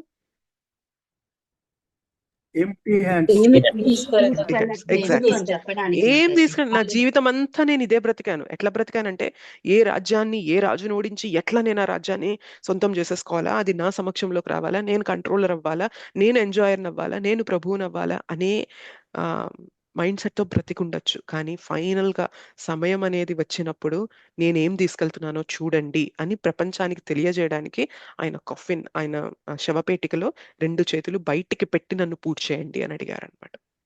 సో చాలా మందికి రియలైజేషన్ వస్తుంది డివోటీస్. ఎప్పుడు వస్తుంది తెలుసా? ఏం చేయలేని స్థితిలో రియలైజేషన్ వస్తుంది. అంటే ఇంకా మన చేతుల్లో ఏం లేదు, అన్ని వదిలేసి వెళ్ళిపోతున్నాం, నేను ఏదైతే బ్రతికానో ఇన్ని సంవత్సరాలు అదంతా కూడా ఒట్టి వ్యర్థం అని ఆఖరి మూమెంట్స్ లో చాలా మందికి రియలైజేషన్ రావచ్చు. కానీ అప్పుడు రియలైజేషన్ వస్తే ఏమైనా ప్రయోజనం ఉంటుందా? అప్పుడు ఏం మనం లేదు తెలుసుకుంటే ఏదైనా మాతాజీ. ప్రయోజనం ఉంటుందా? ఏం లేదు, అయిపోయింది. ఉండదు మనకి మాతాజీ. టైం అయిపోయింది, ఇంకా టైం అప్ అంతే. మనం ఎంత కొట్టుకున్నా గింజుకున్నా కూడా ఒక్క క్షణం నాకు ఇవ్వండి, ఒక్క నిమిషం నాకు ఇవ్వండి, ఒక్క సంవత్సరం నాకు ఇవ్వండి, నేను మారి బ్రతుకుతాను అంటే ఛాన్స్ లేదు. అయిపోయింది, యువర్ గాన్, అయిపోయింది. ఈ శరీరంలో అయిపోయింది. మనం ఎప్పుడైనా గుర్తుపెట్టుకోవాలి, మనకి శరీరంలో ఆత్మ ఉన్నంత వరకే మన చేతిలో ఛాన్స్ ఉన్నట్లు. ఎగ్జామ్ రాస్తున్నప్పుడు చాలా మంది ఎంతో కొంత మన జీవితంలో ఏవో చాలా ఎగ్జామ్స్ అటెండ్ అయి ఉంటాం. 3 గంటల సమయం ఉంటే మనం ప్రశాంతంగా రాస్తూ ఉంటాం. కానీ లాస్ట్ హాఫ్ అన్ అవర్కి వచ్చినప్పుడు ఇంకా 2 క్వశ్చన్లు రాయాలి, 2 క్వశ్చన్లు, ఒక్కొక్క క్వశ్చన్కి 8 పేజీలు రాయాలి, నాకు హాఫ్ అన్ అవరే టైం ఉంది అన్నప్పుడు ఎంత తపన పడతా రాస్తూ ఉంటాం. ఆలోచించండి, ఒక్కొక్క క్షణం కూడా ఎంత వాల్యుబుల్ గా చూస్తూ ఉంటాం. Yes or no? అవును సరే, మాతాజీ. టెన్షన్ అయిపోతుంది. ఎగ్జామ్ విషయం పక్కన పెట్టినా మనం ఎన్నోసార్లు మనం జర్నీస్ చేస్తుంటాం. Yes or no? సో మన ట్రైన్ అనేది ఇంకా టైంకి అందుకోవాలి, ట్రైన్ ని కానీ, బస్ ని కానీ, ఫ్లైట్ ని కానీ టైంకి అందుకోవాలి అనుకున్నప్పుడు ఇంకా లేదు, 5 నిమిషాలే ఉంది, 5 నిమిషాల్లో మనము ఈ ప్లాట్ఫామ్ 1 నుంచి ప్లాట్ఫామ్ 5 దాకా లగేజ్ అంతా వేసుకొని ఎక్కేసి అది దిగేసి మన బోగి దాకా చేరుకొని ఎక్కాలి అంటే పరిగెడుతూ ఉంటాం. క్షణ క్షణం భగవంతుడు ఒక్క క్షణం లేటుగా, కొంచెం ఒక్క 2 నిమిషాలు ట్రైన్ లేటుగా స్టార్ట్ అయితే బాగుండు, లేకపోతే నేను మిస్ అయిపోతా అని చెప్పి మనం తపన పడుతూ ఉంటాం. ఇలాంటి ఎక్స్పీరియన్స్ ప్రతి ఒక్కరికి అయ్యే ఉంటుంది. Yes or no? అవును మాతాజీ. Yes, మన మాతాజీ. జీవితం కూడా అలాంటిదే. వి నెవర్ నో, ఎప్పుడు కోల్పోతామో తెలియదు. ప్రతి క్షణం కూడా ఇది వెళ్ళిపోతే ఎలాగా, ఇది పోతే ఎలాగా, ఇది పోతే ఎలాగా అనే తపనతో బ్రతుకుతూ ఉండాలి. అంతే తప్ప ఇట్స్ ఓకే, ఓకే భక్తి గురించి తెలుసుకున్నానులే, ఇట్స్ ఓకే మెల్లగా చూద్దాంలే అనుకున్నామంటే అసురులకి తెలియదు. ఓకే, వాళ్ళు భగవంతుని విస్మరించి బ్రతికారు, వదిలేయండి, లాస్ట్ మూమెంట్ లో తెలుసుకున్నా గానీ పెద్ద ఓకే. బట్ మనకలా కాదు. మనకి కృప దొరికింది. భగవంతుడు మన జీవితంలో, ఆచార్యులు మన జీవితంలో ఏది సరైన మార్గం, దేనికి విలువివ్వాలి అని మనకు ఆల్రెడీ తెలిపారు. అయినప్పటికీ కూడా మనం అలసత్వం చూపిస్తున్నామంటే ఇంకా మనకన్నా దౌర్భాగ్యులు ఎవరైనా ఉంటారా? ఆలోచించండి. ఉండరు కదా. ఉండరు మాతాజీ. నిజమే మాతాజీ. ఎగ్జాక్ట్లీ. సో మనం గుర్తుపెట్టుకోవాలి మాయలో ప్రతిసారి. పడిపోతున్నాం కదా మాతాజీ. మాయ ప్రభావం అలానే ఉంటది. మాయ ఎవరిని వదలదు మాతాజీ. బట్ మనం భగవంతుని పాదాలు ఎంత గట్టిగా పట్టుకుంటున్నాం అనే దాన్ని బట్టి భగవంతుడు మనకి మాయ నుండి విముక్తినిస్తూ ఉంటారు. మాయాదేవి యొక్క పని అది. మనల్ని మోహంలోకి గురి చేయడమే మాయాదేవి యొక్క సర్వీస్. సో ఆవిడ సర్వీస్ ఆవిడ చక్కగా చేస్తున్నారు. ఆవిడ ఎక్కడ తప్పు చేయడంలా, సర్వీస్ చక్కగా చేస్తున్నారు అనమాట. సో ఎలా జీవుల్ని మోహంలోకి గురి చేయాలి అనే సేవ మాయాదేవికి ఇచ్చారు భగవంతుడు. అది పర్ఫెక్ట్ గా చేస్తున్నారు మాయాదేవి. మనం కూడా మాయాదేవి నుండి చూసి ఏం నేర్చుకోవాలి తెలుసా? మీరు ఎలా అయితే భగవంతునికి సేవ చేస్తున్నారో నేను కూడా అలానే సేవ చేయాలి. మీరు ఎలా అయితే వదలకుండా జీవుణ్ణి మోహంలోకి పడేయాలని ప్రయత్నం చేస్తున్నారు, నేను కూడా భగవంతుని పాదాలు వదలకూడదు అని మన ఫోకస్ ఉండాలన్నమాట. ఎంతూసియాజం ఎలా వస్తుందంటే భక్తిలో మాయం చూసైనా కానీ మనం ఎంతూసియాజం తెచ్చేసుకోవచ్చు. మాయాదేవి ఈ ట్రిప్ నేను బయటపడ్డానని చెప్పి నన్ను ఏమైనా వదులుతుందా అంటే నెక్స్ట్ మూమెంట్ మళ్ళీ ఇంకొక టెస్ట్ తో రెడీ అయిపోతుంది అనమాట. మళ్ళీ ఈ జీవుడిని ఎలా భగవంతుడికి దూరం చేయాలా అని ప్రయత్నం చేస్తూ ఉంటుంది. మనం ఏం చేయాలి అంటే మాయాదేవి ఎలా అయితే మన పైన ప్రయత్నం చేస్తూ ఉంటుందో మనం కూడా అంతే. అమ్మ ఈ క్షణం నేను భగవంతుని పట్టుకొని బయటపడ్డాను అంటే ఇంకా నేను హ్యాపీగా మాయ నుండి బయటపడిపోయానని కాదు. ప్రతి మూమెంట్ కూడా మనకి టగ్ ఆఫ్ వార్ జరుగుతూ ఉంటుంది, గుర్తుపెట్టుకోండి. ఎప్పుడు కూడా నేను ఓకే భక్తిలో నేను ఇంకా సెటిల్ అయిపోయాను అని ధీమాగా మనం ఉండే సిచ్యువేషన్ ఉండదు. మాయ నుండి నేను బయటపడిపోయాను అమ్మయ్య అని ఎప్పుడు ఆ ఆ తృప్తిని పొందే ఇది ఉండదన్నమాట. ప్రతి క్షణం కూడా టగ్ ఆఫ్ వార్ అంటే మీకు తెలుసా, ఇటుపక్క కొంతమంది తాడుని పట్టుకొని లాగుతూ ఉంటారు, ఇటుపక్క కొంతమంది తాడుని పట్టుకొని లాగుతూ ఉంటారు. ఎప్పుడైతే తాడు ఇటువైపు వస్తుందో వీళ్ళు ఇటు విన్ అయినట్టు, వీళ్ళు లాగేసి ఇటువైపు వాళ్ళని ఇటు లాగేస్తారో వీళ్ళు విన్ అయినట్టు. చూసారా ఇది? ఎప్పుడైనా విన్నారా ఇది? Yes, మాతాజీ. చూశాను మాతాజీ.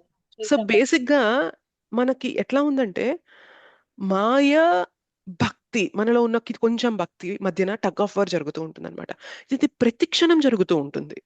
సో మనం ఏం చేయాలంటే ప్రతిసారి భక్తి వైపే విన్ అవ్వాలి, భక్తినే గెలవాలి అనే ప్రయత్నం చేస్తూ ఉండాలన్నమాట. ఒక్కసారి నేను ఓకే నాలో టెంప్టేషన్స్ ని నేను కంట్రోల్ చేసుకున్నాను, నేను శుద్ధ భక్తుడిని అని అనుకోవడానికి లేదు. ఒక్క క్షణం టెంప్టేషన్ కంట్రోల్ చేసుకున్నాం, నెక్స్ట్ క్షణం వచ్చే టెంప్టేషన్ ని కూడా కంట్రోల్ చేయాలా లేదా మనం? చేయాలి మాతాజీ. అప్పటికే సరే, అనుకోకూడదు, ఆ, ఎప్పటికీ దీన్ని. ఇవాళ మనం ఓకే మాయలో పడకుండా మనము ఏదో విధంగా భగవంతుని పాదాలు పట్టుకున్నాం అంటే ఇంకా మనం ఆ, కొంచెం నెగ్లిజెన్స్ చూపించేసాం అనుకోండి, రేపు మాయలో పడడానికి ఛాన్స్ ఉంటుందా లేదా? ఉంటుంది మాతాజీ. సో ఖచ్చితంగా దిస్ ఇస్ అ ఉంటుంది. కంటిన్యూస్ స్ట్రగుల్ అనమాట. కంటిన్యూస్ గా ఈ స్ట్రగుల్ అనేది నడుస్తుంటా, గఫర్ అనేది ఉంటూనే ఉంటుంది. సో 24 గంటలు భగవంతుడిని పట్టుకొనే ఉండాలి మనము. ఇదేదో వన్ టైం థింగ్ కాదనమాట. ఇప్పుడు నేను గెలిచేసానే అయిపోయింది అనుకోవడానికి లేదు. ఓకే. ఎస్పెషల్లీ డివోటీస్‌గా సాధకులుగా ఉన్నప్పుడు మనకి చాలా ఎల్యూర్మెంట్స్ ఉంటాయి. అంటే భక్తిలో మనకి ఇంకా రుచి దొరకడం లేదు. ఇటువైపు భౌతిక రుచిని వదిలేస్తున్నాము. సో, అటు ఇటు గాని మధ్యలో స్థితిలో ఉన్నాం గదా మనము. సో, మన మనస్సు ఎప్పుడు కిందకి లాగేస్తూ ఉంటదనమాట. ఆ! ఏం వెళ్దాంలే అటు, వద్దులే కిందకెళ్ళిపోదాం. ఇటు భౌతిక సుఖాల దగ్గరికెళ్దాం అని చెప్పి మన మనసు లాగేస్తూ ఉంటుంది. కానీ మనం ప్రతిసారి కూడా కష్టపడుతూ మళ్ళీ భక్తి దగ్గరికే వస్తూ ఉండాలి. సో, అలా చెయ్యగా ఏమైద్దంటే ఇప్పుడు మన డిఫాల్ట్ థింగ్ ఏమో భౌతిక సుఖాల వైపు వెళ్ళిపోవడం అనేది ఉంటుంది. ఫ్యూచర్‌లో భగవంతుడిని పట్టుకోగా మన డిఫాల్ట్ భగవంతుడిని పట్టుకోవడమే అయ్యేలాంటి స్థితి వస్తుంది. అప్పటిదాకా మనకి స్ట్రగుల్ అనేది ఉంటూనే ఉంటుంది. Yes or no? ఇది మీరు అబ్జర్వ్ చేస్తున్నారా లేదా? గమనిస్తున్నారా లేదా? మనం ఎంత అవును. భక్తి గురించి తెలుసుకున్నా గానీ సమ్‌వేర్ ఆ లోయర్ టేస్ట్‌లోకి, నిమ్నమైన ఆనందంలోకి పడిపోతూ ఉన్నాం. ఎందుకంటే అది డిఫాల్ట్‌గా మనలో అలా నిండిపోయింది. కానీ భక్తిని కొన్ని ఏళ్ల పాటు చేయగా ప్రతిసారి గూడా మనం భగవంతుడినే చూజ్ చేసుకుంటూ ఉండడం అనేది ఇప్పుడు మనకు కష్టంగానే ఉంటుంది. అలా చేయగా ఏమైద్దంటే ఫ్యూచర్‌లో తెలియకుండానే మనం భగవంతుడిని చూజ్ చేసుకునే స్థితికొచ్చేస్తాం. అంటే అది మన సహజ స్వభావం అయిపోతుందనమాట. అప్పటిదాకా భక్తి కష్టంగానే ఉంటుంది. ఓకే. కష్టంగుందా లేదా మీకు? నాకు మాత్రమే కష్టంగుందా?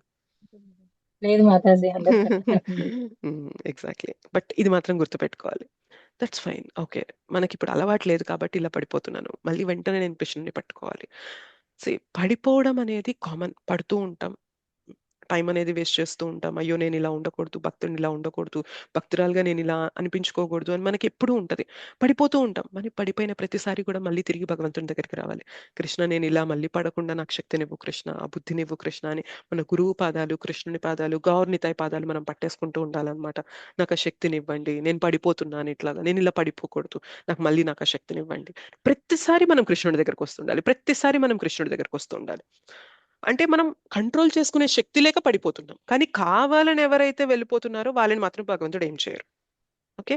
బట్ కంట్రోల్ చేసుకొని ఇది లేక, ఆ శక్తి లేక మనం పడిపోయి మళ్ళీ మనం తెలుసుకొని భగవంతుని దగ్గరకొచ్చినప్పుడు భగవంతుడు మాత్రం మనల్ని ఖచ్చితంగా యాక్సెప్ట్ చేస్తారు.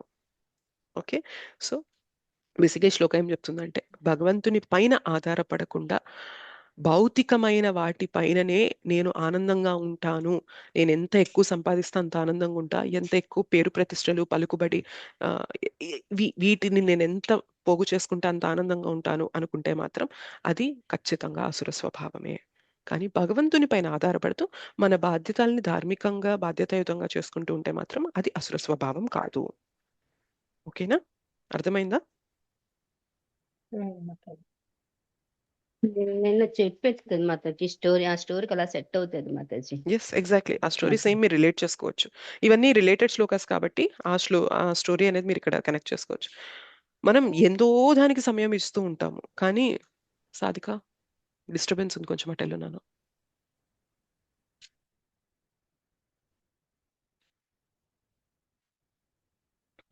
సో, మనం జీవితంలో ఎంతో సమయం అనేది బోలెడంత సుఖాల కోసము, వాటి కోసం ఇస్తూ ఉంటాము. బట్ ఏవి రావు చివరికి. నథింగ్. అలెగ్జాండర్ ఎలా అయితే చేతులు బయటికి పెట్టి వెళ్ళిపోయాడో మనం కూడా అంతే. పుట్టేటప్పుడు ఏమన్నా తీసుకొనొస్తామా? ఏం తీసుకొని రాం. పోయేటప్పుడు ఏమన్నా తీసుకొనెళ్తామా? ఏం తీసుకెళ్ళం. కానీ ఈ విషయాలందరికీ తెలుసు. పుట్టేటప్పుడు ఒంటిపైన వస్త్రం గూడా లేకుండా వస్తాం. కాలిపోయేటప్పుడు గూడా ఒంటిపైన వస్త్రం కాలిపోయి ఎళ్ళిపోతాం. Yes or no? బట్ మధ్యలో మాత్రం బోలెడంత తపనతో బ్రతుకుతామనమాట. ఇదే మాయ. భగవంతుడిని పట్టుకోనంత కాలం మాయలో కూరుకుపోతూనే ఉంటాం. భగవంతుడిని పట్టుకుంటే అర్థమైతది. ఓరి భగవంతుడా! నేనెంత దారుణంగా బ్రతుకుతున్నాను. నా మనస్సు నన్నెంత దారుణంగా వెనక్కి లాగుతుంది. నేను నీ వైపు గదా అట్రాక్షన్ చూపించా. నాకైతే ఒక్కొక్కసారి అనిపిస్తుందనమాట.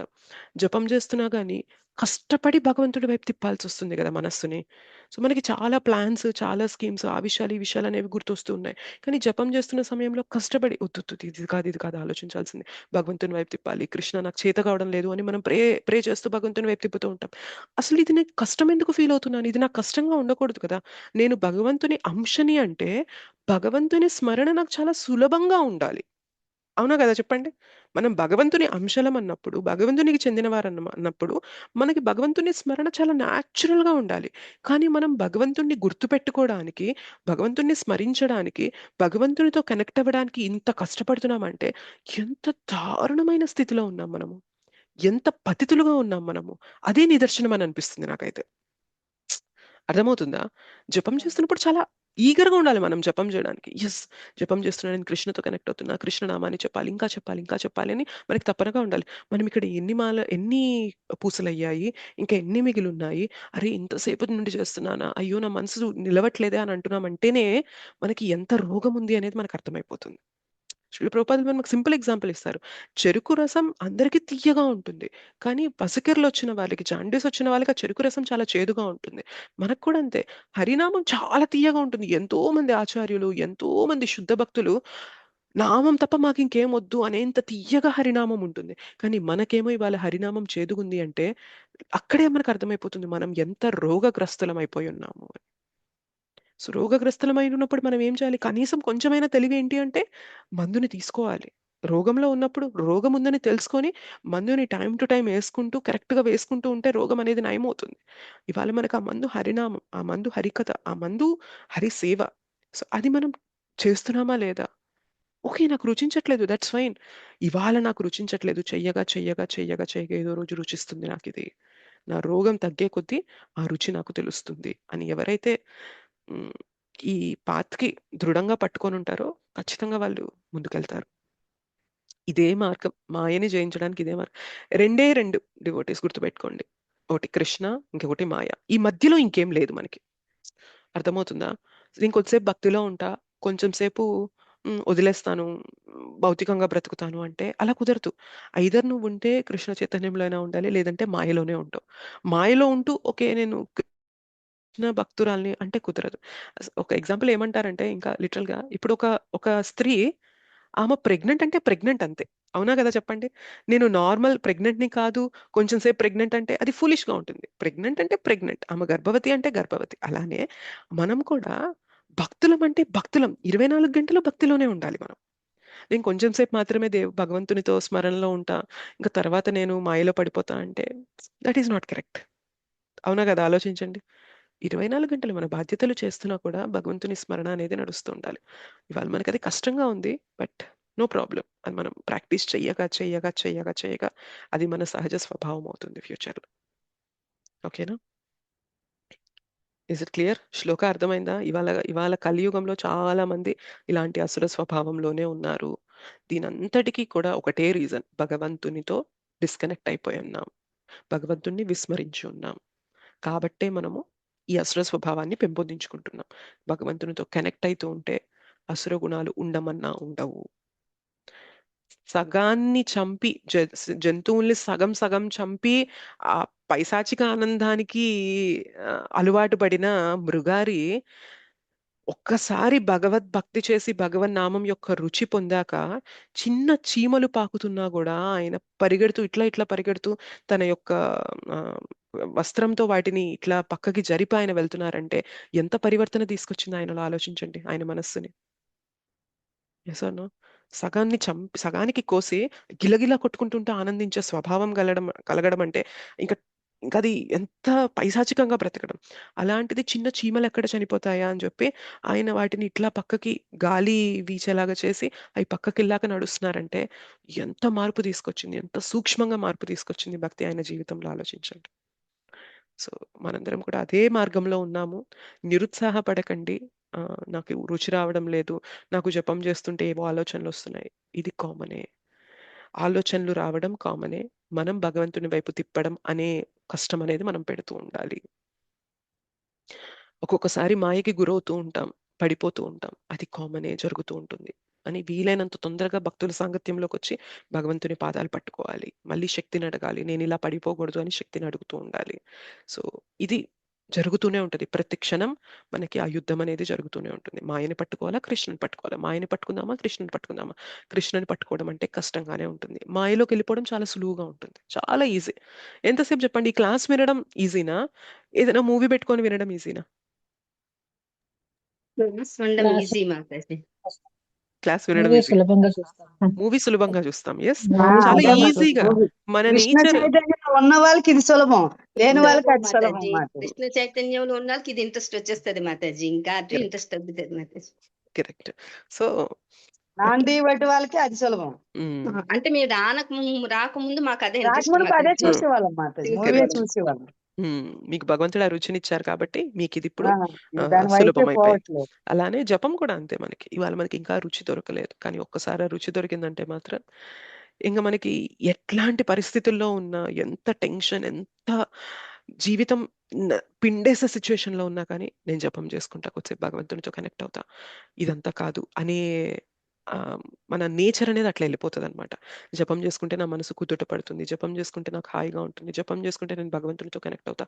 జపం చేసుకుంటే నేను క్లియర్‌గా ఈ సిట్యుయేషన్‌లో ఎలా హ్యాండిల్ చేయాలో అనే ఫోకస్ నాకొస్తుంది. సో, అలా మన నేచర్ అయిపోతది. Okay.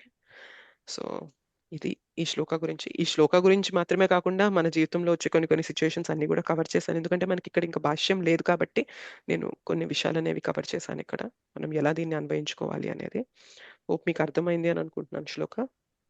3 shlokas. Thank you so much Mataji and prabhujis. Mataji ఏమైనా జపం ప్రశ్న? చేస్తుంటే అసలు మాతాజీ జపానికి మొదలు పెట్టిన తర్వాత ఆలోచనలు అసలు ఎక్కడ లేని ఆలోచనలన్నీ వస్తున్నాయి మాతాజీ. వస్తాయి. కొంచెం మళ్ళీ మనసును తీసుకున్నాక మళ్ళీ ఒక ఒక ఒక ఒక నిమిషం కూడా కాదు మాతాజీ, అర సెకండ్ కూడా ఉండదు మనసు, మళ్ళీ పరిగెత్తుతూనే ఉంది. దీన్ని ఎట్లా కంట్రోల్ చేసుకోవాలని అర్థం కావట్లేదు మాతాజీ. ఏం చేయదు మాతాజీ, కంటిన్యూ చేయండి అంతే చెప్ప. కంట్రోల్ మన చేతిలో లేదు, ఎందుకంటే మనం కంట్రోలర్స్ కాదు. బట్ ఎప్పుడైతే కృష్ణ చూసారో నీకు ఆలోచనలు వస్తున్నా ఏమొస్తున్నా కానీ నువ్వు నామాన్ని వదలడం లేదు, ఫోకస్ తీసుకొచ్చి నా పైన పెట్టడానికి ప్రయత్నం చేస్తున్నావు అంటేనే కృపతోనే మనం వీటిని జయించగలం మాతాజీ. మనంతటా మనం జయించలేం, మనకంత శక్తి లేదు, మనం అంత సామర్థ్యం కలిగిన వాళ్ళం కాదు. అదే కాదు మాతాజీ మాయ. ఎగ్జాక్ట్లీ అదే మాయ. మీరు చూడండి, జపమాల పట్టుకుంటే కొన్ని ఆలోచనలు అప్పుడే గుర్తొస్తాయి, ఫ్రెష్ గా అలా గుర్తొస్తాయి. మన జపమాల పక్కన పెట్టగానే అన్ని పోతాయి, అన్ని పోతాయి. అన్ని పోతాయి. ఎగ్జాక్ట్లీ. అసలు ఉండవు మాతాజీ. ఏముండవు. మనం ఏదైతే అప్పటిదాకా ఆలోచించామో ఒక్కసారి జపమాల పక్కన పెట్టండి, అదంతా పోతుంది. మళ్ళీ మనం మొబైల్ పెట్టుకొని ఏవో షార్ట్స్ ఏవో మెసేజ్ లో చూస్తుంటుంటాం, ఏమి గుర్తుండవు. జపమాల పట్టుకున్నప్పుడే వస్తాయి. సో అదే అంటే మీరు ఆలోచనలు వస్తున్నాయి అని అంటున్నారు, కానీ మీరు గమనించండి ఎలా వర్క్ అవుతుంది మైండ్ అనేది కూడా ఆలోచించండి ఇవాళ. అంటే మైండ్ ఎంత అన్‌కంట్రోల్డ్‌గా ఉంది. నేను ఏదైతే ఫోకస్ చేయాలి అన్నప్పుడు మాత్రం అన్నీ తీసుకొస్తుంది. ఫోన్ పట్టుకున్నప్పుడు అంత పెద్ద ఫోకస్ మనకు అవసరం లేదు, ఏ షార్ట్సో అవి చూస్తున్నప్పుడు. కానీ మనం ఏం ఉండదు చేస్తున్నాం మాతాజీ, ఆ ఏ టైంలో ఆలోచన రాదు మాతాజీ. అది. సో అక్కడే వేరే మనకు ఆలోచనే అర్థమవుతుంది ఉండదు. మనం ఎంత రోగగ్రస్తులం అయ్యామనేది అదే మనకి నిదర్శనం అనమాట.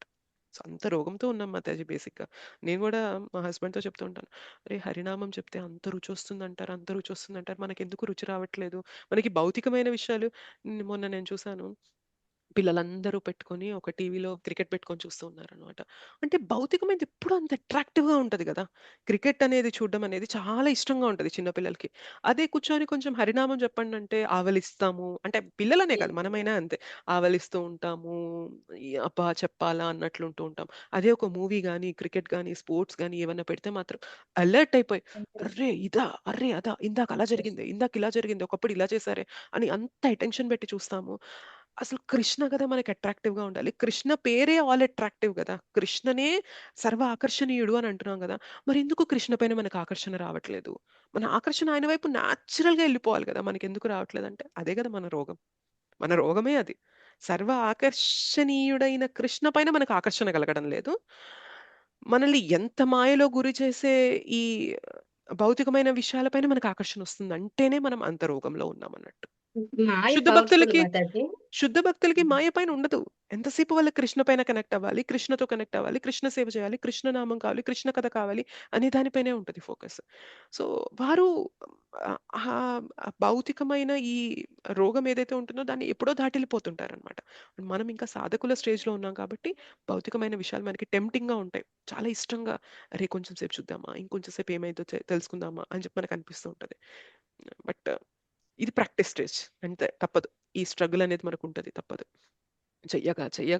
చెయ్యగా భగవంతునికి కృప కలిగినప్పుడు, అందుకే వీలైనంత గౌర్నితాయిని పట్టుకోండి, శ్రీల ప్రభుపాద పాదాలు పట్టుకోండి.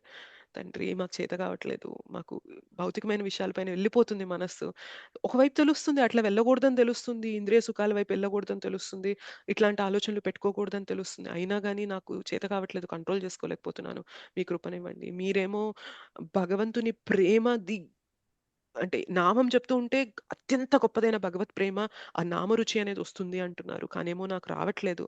సో నేను ఎక్కడ తప్పెళ్తున్నానో నాకు తెలియడం లేదు. దయచేసి ఆ నామరుచిని నాకు ఇవ్వండి, ఆ ప్రేమని నాకు ఇవ్వండి, శుద్ధ భక్తిని నాకు ఇవ్వండి అని మనం ప్రతిసారి మీరు పంచతత్వ మంత్ర చెప్తున్నప్పుడు కూడా గౌర్నితాయి పాదాలు పట్టుకొని అడగండి. నాకు నామం చెప్తుంటే రుచి రావట్లేదు, అక్కర్లేని ఆలోచనలు వస్తున్నాయి అంటేనే నాకు రుచి లేనట్టు. నాకు ఆ రుచిని ఇవ్వండి, నేను కనెక్ట్ అవ్వాలి, ఈజీగా భగవంతునితో నేను అట్రాక్ట్ అవ్వాలి, అట్లాంటి స్థితికి నాకు తీసుకెళ్ళండి అని మనం వారిపైన ఆధారపడ్డమే మాతాజీ. ఇవన్నీ నేనేం చేస్తూ ఉంటానో అవి చెప్తూ ఉంటాను. ఇవన్నీ ఏది ఎవరికి ఎలా వర్క్ అవుతుంది అనేది నేను చెప్పలేను, కానీ నేను చేసే ప్రయత్నం అనేది మీకు షేర్ చేస్తూ ఉంటాను. చాలాసార్లు మనకి భౌతికమైన ఎందుకంత రుచిస్తున్నాయి? రుచించకూడదు కదా.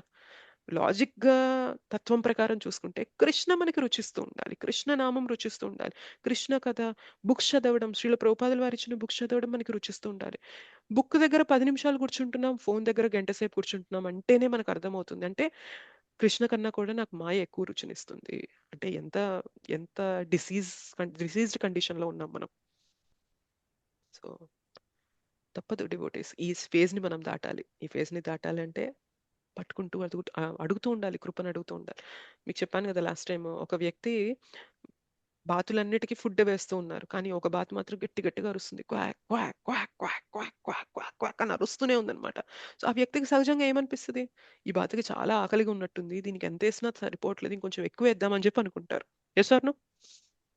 ఇంత అరుస్తుంది అవును ఏంటి, మాతాజీ. మిగిలిన బాతులేమో గమ్ముగా తింటున్నాయి, ఇదేమో ఇంత అరుస్తుందంటే దీనికి ఎక్కువ ఆకలిగా ఉన్నట్లుంది, దీన్ని కొంచెం ఎక్కువ వేద్దామని అనుకుంటారు. సో మనం కూడా అంతే అనమాట, భగవంతుని పాదాలు పట్టుకొని కృష్ణ నాకు చేత కావట్లేదు, కృష్ణ నా వల్ల కావట్లేదు, కృష్ణ నేను నీ పైన మనసు పెట్టలేకపోతున్నాను, లగ్నం చేయలేకపోతున్నాను, నీ నామం నాకు రుచించట్లేదు, ఎందుకు నీ వైపు నేను అట్రాక్ట్ అవ్వలేకపోతున్నాను, నా అట్రాక్షన్ సహజంగా నీ వైపు ఉండాలి కదా అని మనము ఆధారపడిపోవాలి భగవంతుని పైన. అట్లా మనం ఆ బాధ ఎట్లా అయితే హరిస్తే దానికి దానం ఎక్కువ దొరుకుతుందో, మనం ఎంత ప్రేయర్ఫుల్ మూడ్తో భగవంతుని పట్టుకుంటామో అంత కృప ఎక్కువ మనకి దొరుకుతుంది.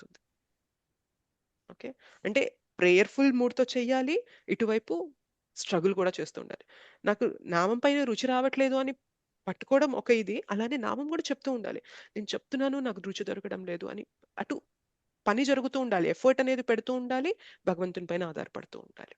అప్పుడే కృపని అట్రాక్ట్ చేయగలుగుతాం డియర్ డివోటీస్. ఆ కృపతోనే మనం ఏదైనా చేయగలం, లేదంటే అసలు మనం చేసేది ఏం పెద్ద మ్యాటర్ కాదు. మాతాజీస్ ప్రభుజీస్, మనం చేసేది జస్ట్ ఒక రవ్వంత, భగవంతుడి కృప అనేది కొండంత తోడవుతుంది మనకి, అది కావాలి మనకి. కానీ ఈ రవ్వంత మనం ఎప్పుడైతే చేయలేదో ఈ కొండంత మనం ట్యాప్ చేయలేం, మనం పొందలేం అనమాట. సో మనం చేసే ఆ రవ్వంతని సిన్సియర్గా చేయాలి, అప్పుడే ఆ కొండంత కృప మనకి తోడవుతుంది. ఓకేనా? ఏమైనా ప్రశ్నలు ఉన్నాయా? చాలా చక్కగా చెప్పారు మాతాజీ. అందరి లోపల కలిగే భావాలను మీరు మీ భావాలుగా చెప్పి మాకు విశదీకరించినారు మాతాజీ. ఎట్లా పోవాలి, మనం ఎట్లా చేసుకోవాలి అని. ఎస్ మాతాజీ, చాలా బాగా చెప్పారు మాతాజీ. థ్యాంక్ యూ మాతాజీ. హరే కృష్ణ. కానీ అదే కృష్ణ దగ్గరికి చేరుకుంటామో చేరుకోలేమో, ఈ సాధన ఇట్లనే కొనసాగాలని చెప్పి ఆ, మేము కూడా భగవంతుని ప్రార్థిస్తున్నాం మాతాజీ. ఎస్ మాతాజీ, ప్రార్థించడం, ప్రయత్నం చేయడం, ఈ కానీ రెండు మన ఎంతవరకు చేతుల్లో ఉన్నాయి. మన మన చేతిలో ఉండేదే మనం చేయాలి మాతాజీ. ఇంకా వేరే దానికోసం ఆశపడకుండా కరెక్ట్ దీన్ని సద్వినియోగం చేసుకోవడమే ఇప్పుడు మన కర్తవ్యం. కరెక్ట్ మాతాజీ. ఎస్. హరే కృష్ణ మాతాజీ. హరే కృష్ణ మాతాజీ. ఇప్పుడు హరే మనకు కృష్ణ రోజు మాతాజీ, అలవాటు అయిపోయింది, రోజు ధన్యవాద చేసుకుంటూ ప్రణామాలు ఉంటాం మాతాజీ, చాలా మాతాజీ. చక్కగా అర్థమైంది మాతాజీ. Thank you Mataji. చెప్పండి మాతాజీ. రాణి మాతాజీ. ఇప్పుడు మా మా అలవాటు అయిపోయింది, 2 సంవత్సరాల నుంచి కంపల్సరిగా రోజు చేసుకుంటాం మాతాజీ. కానీ ఏదైనా కష్టము బాధ వచ్చినప్పుడు తప్పదు, ఆ రోజులో ఎలాగా చేసుకోవాలి అనే భావన ఉంటుంది. అది చేసుకుంటున్నప్పుడు అప్పుడే దేనికి సంబంధించినవో ఆలోచనలన్నీ వచ్చేసి ఒక్కసారికి వెంటనే స్టార్ట్ చేసి ఏడుపు వచ్చేస్తుంది మాతాజీ. అలా పర్వాలేదా మాతాజీ అలాగా? That's fine Mataji. అంటే భగవంతుని నామాన్ని వదలడం లేదు కదా, మీరు పట్టుకొని వదలడం లేదు. బాధపడుతున్నారు. ఏడవడంతో పాటు నేను నీతో కనెక్ట్ అవ్వాలి కృష్ణ, పరిస్థితులు అటు ఇటు అవుతూనే ఉంటాయి, నేను వీటిని మార్చలేను, కర్మానుసారం కొన్ని అనుభవించాలి, కానీ నేను నిన్ను మాత్రం వదలకూడదు, నీ నామాన్ని మాత్రం వదలకూడదు అని మీరు ప్రే చేస్తూ చేయండి. That's fine. ఒక్కొక్కసారి మనం ఎమోషనల్ అయిపోతాం పరిస్థితుల వల్ల, అది పర్వాలేదు మాతాజీ, దానికి ఏమీ ఇట్లానే ఉండాలి, అట్లానే ఉండాలని ఏం లేదు. అంటే భగవంతునితో మనం ఉన్న మన పర్సనల్ టైం కదా మాతాజీ.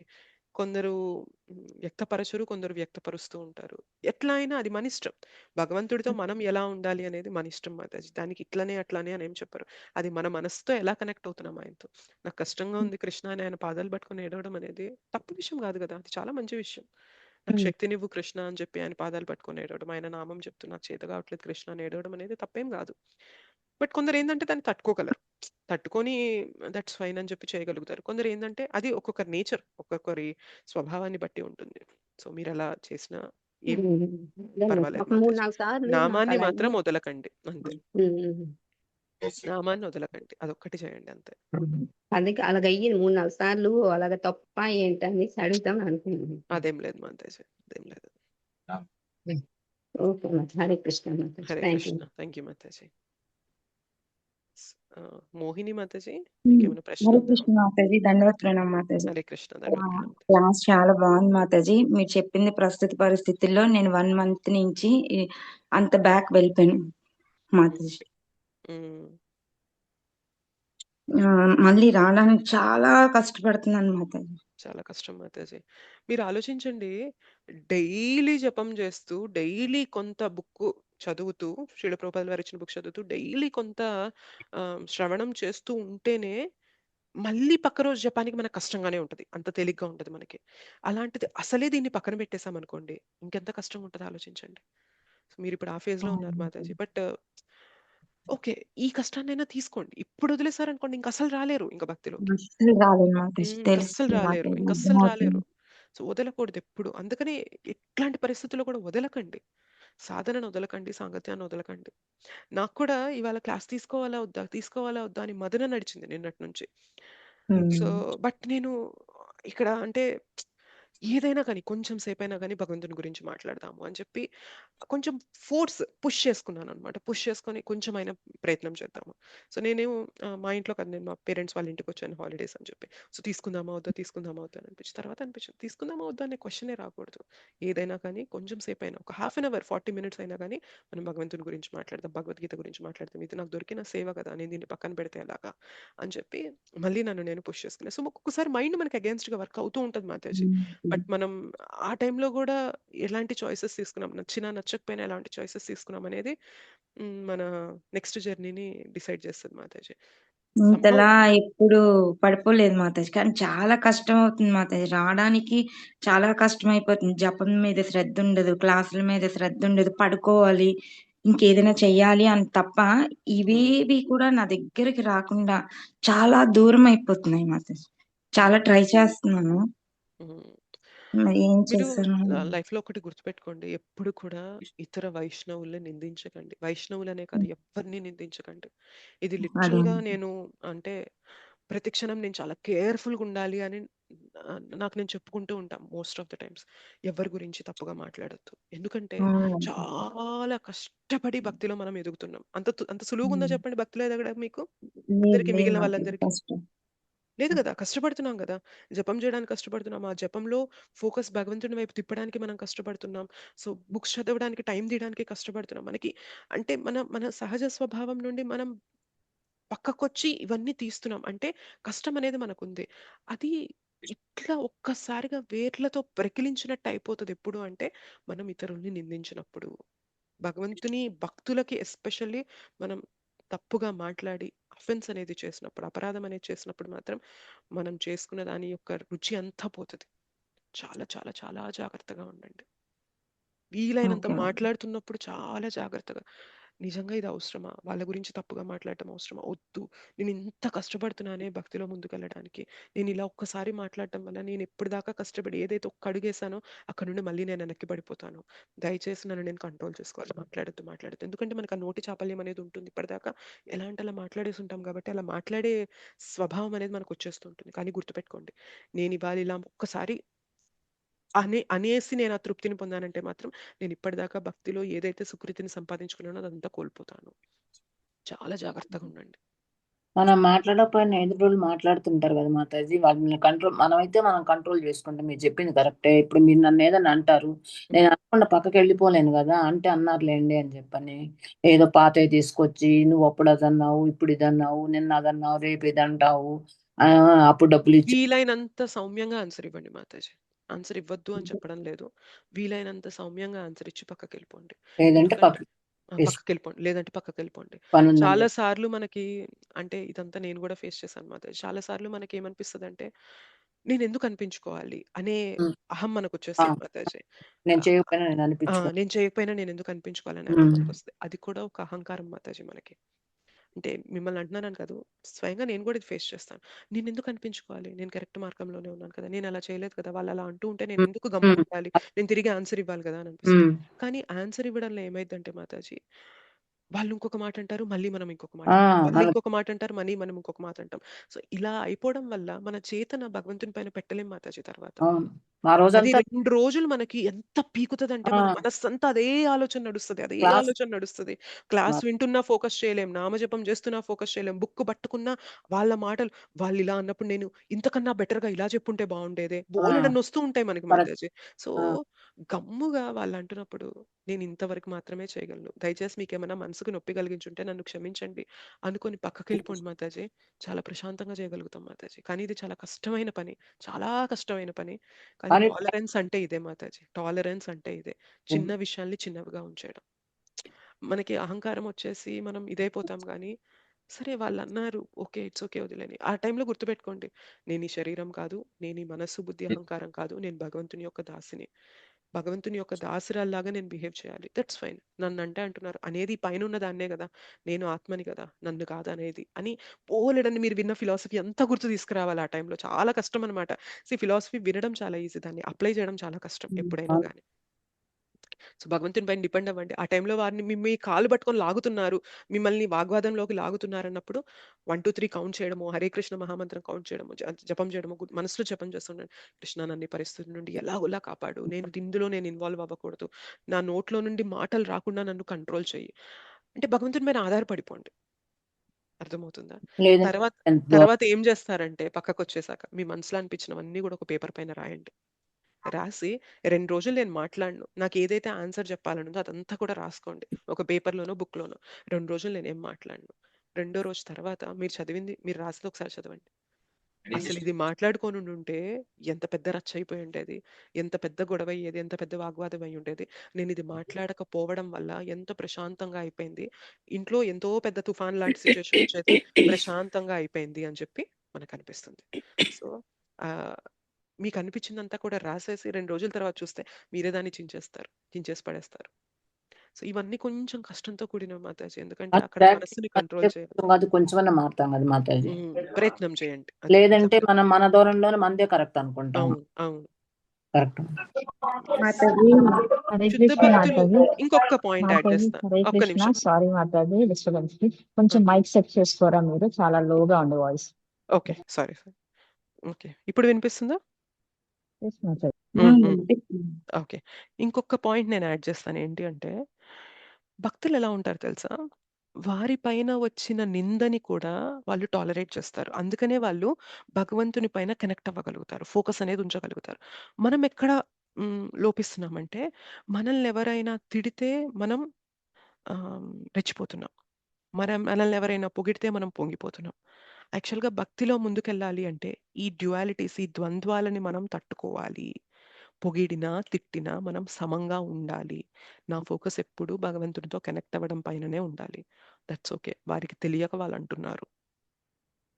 సో భక్తిలో అడ్వాన్స్‌మెంట్ అనేది, టాలరెన్స్ అనేది ఎక్కడైతే పెరుగుతుందో, అక్కడ మనం భక్తిలో నిజంగా వాళ్ళు అడ్వాన్స్ అవుతున్నారు అని గుర్తించొచ్చు.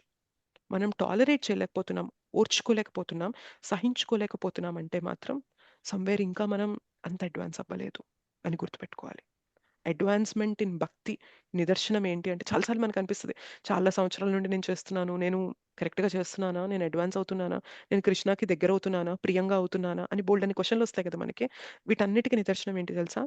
మనల్ని పట్టుకొని మన కాళ్ళు లాగేయడానికి ఎవరైనా మాటలతో, కాళ్ళు లాగడం అంటే లిటరల్‌గా పట్టుకొని లాగడం అని కాదు, మనల్ని మాటలతో ఎవరైనా రెచ్చగొడుతున్నప్పుడు మనం దాన్ని ఓర్చుకొని నిలబడగలుగుతున్నామా, అది పెద్ద సూచిక. మనం అడ్వాన్స్ అవుతున్నామా లేదా అని చెప్పడానికి. సో చాలాసార్లు నేను తిరిగి ఆన్సర్ ఇచ్చిన తర్వాత అనుకుంటా, అరే నేను అసలు ఏం చేశాను భక్తి, ఆ మాత్రం నేను ప్రొవోకింగ్ సిచ్యువేషన్ నేను టాలరేట్ చేయలేకపోతే అసలు నేను ఏం చేస్తున్నట్టు, ఏమవుతున్నట్టు అని అనుకుంటూ ఉంటారనమాట. సో మళ్ళీ శక్తిని అడిగి, కృష్ణ నేను ఇలాగ చేయకూడదు, నేను మళ్ళీ నాకు ఆ శక్తినివ్వు, వాటిని వదిలేయాలి, నువ్వు కదా నాకు ఇంపార్టెంట్, వాళ్ళు ఏదో నన్ను అంటున్నారు అంటే ఇది నేను అని భావనలో ఉన్నాను కాబట్టే కదా వాళ్ళు అన్నదానికి నేను అంత మమేకమవుతున్నాను. అవునా కదా, ఆలోచించండి. ఇది నేను అనే భావనలో మనం బాగా మమేకం అయిపోయాం కాబట్టే వాళ్ళు అన్నదానికి మనం అంత అనేది ఉక్రోషాన్ని చూపిస్తున్నాం. తొలగించుకోలేకుండా అంత ఉక్రోషాన్ని ఆ నేను చూపిస్తున్నాం, అనేది తొలగించుకోలేకపోతున్నాము. ఎగ్జాక్ట్లీ. కృష్ణ నేను నీ దాసురాల్ని అనే భావన ప్రతిసారి నాకు అది తెలుస్తుంది ఎందులో కానీ పుష్ నాకు చేసింది. లోపలికి ఎందుకు వెళ్ళడం లేదు, నాకు అది రియలైజేషన్లోకి రావాలి అని మనం భగవంతుని పైన ఆధారపడాలి మాతాజీ. దిస్ ఇస్ కామన్ ప్రాబ్లం మాతాజీ. కానీ ఒకసారి మనం ఆ టాలరెన్స్ అనేది తెచ్చుకున్నామంటే మాత్రం ఎటువంటి పరిస్థితుల్లో ఉన్నా కానీ మనల్ని ఎవ్వరూ కూడా కదిలించలేరు. అంటే బేసిక్గా మనం ఏం చేస్తున్నామంటే మన రిమోట్ కంట్రోల్ చుట్టుపక్కన ఉన్న వాళ్ళ చేతిలో పెడుతున్నాం. మన రిమోట్ కంట్రోల్ మన చేతిలో ఉండాలి కదా, అవునా కదా? వాళ్ళు ఆడినట్టు మనం ఆడుతున్నాము. ఏ బటన్ నొక్కితే దానికి తగ్గట్టుగా మనం ఆడుతున్నామంటే మన కంట్రోల్ వాళ్ళ చేతిలో పెట్టాము. మన కంట్రోల్ మన దగ్గర ఉండాలి. అప్పుడు మాత్రమే కదా, నా కంట్రోల్ నా దగ్గర ఉంటేనే నేను కృష్ణతో కనెక్ట్ అవ్వాలి, నేను ఇట్లాంటి వాటిని పట్టించుకోకూడదు అనే ఫోకస్‌తో మనం ఉండగలం. సో అది కొంచెం కష్టమే, బట్ ప్రయత్నం చేయండి. వేడుకోండి భగవంతుడిని. వాళ్ళు వాళ్ళు ఎస్పెషల్లీ మనల్ని రెచ్చగొట్టే సిచ్యుయేషన్‌లో మాట్లాడుతున్నప్పుడు మాత్రం 1, 2, 3 కౌంట్ చేయడము, హరే కృష్ణ మహామంత్రం కౌంట్ చేయడం, ఏదో ఒకటి చేయండి. భగవంతుని పైన ఆధారపడిపోండి. కృష్ణ నామను ఒక్క నిమిషం, ఒక్క 10 సెకండ్స్, ఒక్క 1 మినిట్ నేను కంట్రోల్ చేసుకుంటాను అని అక్కడి నుండి పక్కకెళ్ళిపోండి. ఏం మాట్లాడకండి, పక్కకెళ్ళిపోండి. ఒకవేళ మీరు మాట్లాడాల్సిన సిచ్యుయేషన్ ఉంటే వీలైనంత సౌమ్యంగా ఆన్సర్ ఇచ్చి పక్కకెళ్ళిపోండి. ఓకేనా? మీకు ఎలా అయితే హరే చెప్తున్నానో హరే మీరు కూడా కృష్ణ నాకు బ్లెస్ మాతాజీ. చేయండి. నేను కూడా నా సిచ్యుయేషన్స్, నా లైఫ్‌లో వచ్చే సిచ్యుయేషన్స్‌ని అలానే ఎదుర్కోవాలి అని చెప్పి బ్లెస్ చేయండి. ఎందుకంటే క్లాస్‌లో తప్పకుండా కూర్చొని మాతాజీ. బోలెడంత చెప్తాము. ఒకసారి క్లాస్ అయిపోయాక నా బిహేవియర్ ఏంటి అనేది నాకు తెలుస్తుంది కదా! సో, దానికి వైష్ణవుల బ్లెస్సింగ్స్ కూడా తోడవ్వాలన్నమాట. హరే మీరు కూడా కృష్ణ బ్లెస్ చేయండి. ఈ మాతాజీ. మాతాజీ ఏదైతే చక్కగా చెప్తుందో ఆ చక్కగా మాతాజీ దానికి తగ్గట్టుగా నిలబడాలి అని మీరు కూడా బ్లెస్ చేయండి. అప్పుడు మాత్రమే నేను పాటించగలుగుతాను. నేను చెప్పేదంతా నేను పాటిస్తున్నానని మాత్రం అనుకోకండి. కానీ ఎలా పాటించాలి అని మాత్రం ప్రయత్నం చేస్తూ ఉంటా. ఇంకా పాటించే స్థితికి మాత్రం నేను ఇంకా రాలేదు. సో హరే కృష్ణ మాతాజీ. హరే కృష్ణ. హరే మాతాజీ కృష్ణ మాతాజీ. మాతాజీ. హరే కృష్ణ మాతాజీ. మాకు కూడా గురువు గారు ఏం చెప్పారంటే ఎవరైనా ఏమైనా అన్నప్పుడు మీరు సావధానంగా ఉండండి, హరే కృష్ణ మహామంత్రం చేయండి. ఆ మంత్రం వాళ్ళకి వినబడేటప్పుడు వాళ్ళు డ్రాప్ అయిపోతారు. ఏం కాదు, పడితే పడండి, మాటలు పడండి, ఏం కాదు. ఎప్పుడైతే మహామంత్రం విన్నారో వాళ్ళు డ్రాప్ అవుతారు. వాళ్ళ దగ్గరికే వచ్చి చేయండి, ఏం కాదు.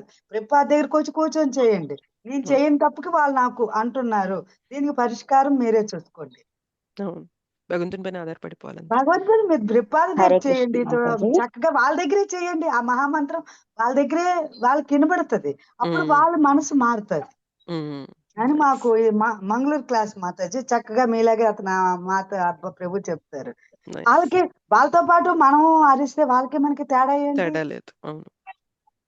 ఉంటది, మనకి బాధ కానీ ఉంటది. కష్టం మనం మాతాజీ, చాలా కష్టం ఇది. మనం అనుకున్నంత ఈజీ కాదు ఇది, కాదు కష్టము. కాదు కాదు తట్టుకోలేము.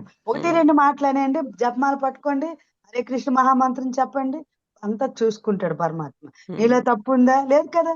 నీలో తప్పు లేనప్పుడు వాళ్ళే మారుతారు. లేదు నీలో హరే తప్పు కృష్ణ ఉంది, మాతాజీ. నువ్వే మారుతావు. నీలో తప్పు ఉంది, నేను నువ్వే కూడా మారుతావు. అలాగే ఫేస్ చేస్తూ ఉంటాను. ఎందుకంటే నేనేమనుకుంటా అంటే మాతాజీ, నేను ఒకటి నా ఒపీనియన్ నేను షేర్ చేస్తున్నాను.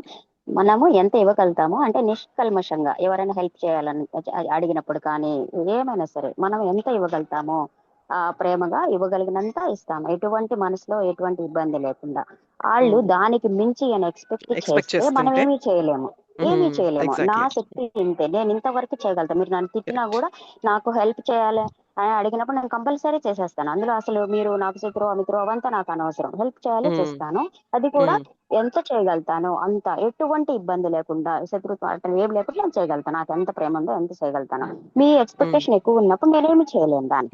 ఒకవేళ మీరు నాకు ఇంకా చేయట్లేకపోతే నా శక్తి ఇంతే, నేను ఇంతే చేయగలుగుతాను. నేను ఇంతకు మించి మీ ఎక్స్పెక్టేషన్ కి నేను పోలేను. అవును నేను ఎంత ఎగ్జాక్ట్లీ మనసుతో నేను చేయగలుగుతానో అంతే చేయగలుగుతాను. మీరు అంతే దానికి మించి ఏమైనా అనుకుంటే నా తప్పేమీ లేదు దానికి. ఇంకా నేనేమి ఉమ్, చేయలేను. మీ ఇష్టం అది. ఉమ్, మీ ఎక్స్పెక్టేషన్ నేను అందలేకపోవచ్చు అంతే. కానీ అంతే మనం ఇంత మాతాజీ. సౌమ్యంగా ఎవరైనా అన్నా చెప్పాం కూడా మాతాజీ. మనం ఎలా చెప్తాం తెలుసా? ఇంత చేస్తున్నాను కదా కనిపించడం లేదా నీకు? ఇంత చేస్తున్నా కూడా ఇలా మాట్లాడతారేంటి అని మాట్లాడతాం మనం. కానీ అనిపిస్తుంది ఖచ్చితంగా. అలా కాకుండా మనం ఇలా కన్వే చేయాలి. నేను ఇంతకు మించి చేయలేను. నేను ఏదైతే చేయగలనో అది మాక్సిమం నేను ప్రయత్నం చేస్తున్నా. ఇంతకు మించి నా నుండి ఎక్స్పెక్ట్ చేస్తే నేను మాత్రం చేయలేను అని సౌమ్యంగా మాత్రం మనం చెప్పలేకపోతున్నాం. సో సమ్వేర్ చెప్పలేక అవును మాతాజీ, చెప్పలేకపోతాం. కానీ మోస్ట్లీ ఎట్లా అంటే మాతాజీ, నేను కూడా వాళ్ళు ఏమైనా అన్నప్పుడు కామ్ అయిపోతాను మాతాజీ. ఏదైనా అన్నప్పుడు అంటే నా కంట్రోల్ కామ్ అయిపోతాను. ఓకే అనియండి ఇది చెప్పేసి కామ్ అయిపోతాను మాతాజీ. వాళ్ళు కొంచెంసేపు మాట్లాడిసి వెళ్ళిపోతారు. ఒకవేళ ఏదైనా కొంచెంసేపు మాట్లాడిసి వెళ్ళిపోతారు. మనం ఏమి దానికి రెస్పాండ్ అవ్వకపోతే వెళ్ళిపోతారు అంతే. ఇంకా అయిపోతుంది అక్కడికి అన్నట్లు. ఇంకా మనం అంతకు మించి చేయలేము కదా. మన వాళ్ళ ఎక్స్పెక్టేషన్ కి మనం వెళ్ళలేం అంతే. ఇక రెండోసారి ఇక మళ్ళీ వెళ్ళిపోతారు మాతాజీ. ఇంకా అంత మించి ఏమి మాట్లాడకుండా అలాగా. అంటే ఎక్స్పెక్టేషన్ కి మనం పోలేము, ఏం చేయలేము దానికి అనేసి. మాతాజీ మాతాజీ రిక్వెస్ట్ మాతాజీ, ధన్యవాదాలు. చెప్పండి మాతాజీ. అదే కమలా మాతాజీ వాళ్ళు మోహిని మాతాజీ చెప్పండి. కమలా మాతాజీ వాళ్ళ హస్బెండ్ కి ఈ రోజు స్టంట్ వేస్తున్నారు మాతాజీ. కొంచెం ప్రేయర్ చేయండి Mataji. Sure Mataji. Okay Mataji. So అందరం కలిసి ఒక 3 times హరే కృష్ణ మహామంత్రం చెప్తాము. సో ఎవరెవరికైతే హెల్త్ బాగాలేదో, ఎవరెవరైతే డిఫికల్ట్ సిచ్యువేషన్స్లో ఉన్నారో వాళ్ళందరినీ కూడా భగవంతుడు తన కృపతో చల్లగా చూడాలి అని చెప్పి మనం కోరుకుంటూ 3 సార్లు హరే కృష్ణ మహామంత్రం చెప్తాం. ఓకే. హరే కృష్ణ కృష్ణ కృష్ణ హరే హరే, హరే రామ రామ రామ హరే హరే, హరే కృష్ణ కృష్ణ కృష్ణ హరే హరే, హరే రామ రామ రామ హరే హరే, హరే కృష్ణ కృష్ణ హరే హరే, హరే రామ రామ రామ హరే హరే. హరే హరే, హరే రామ రామ రామ హరే.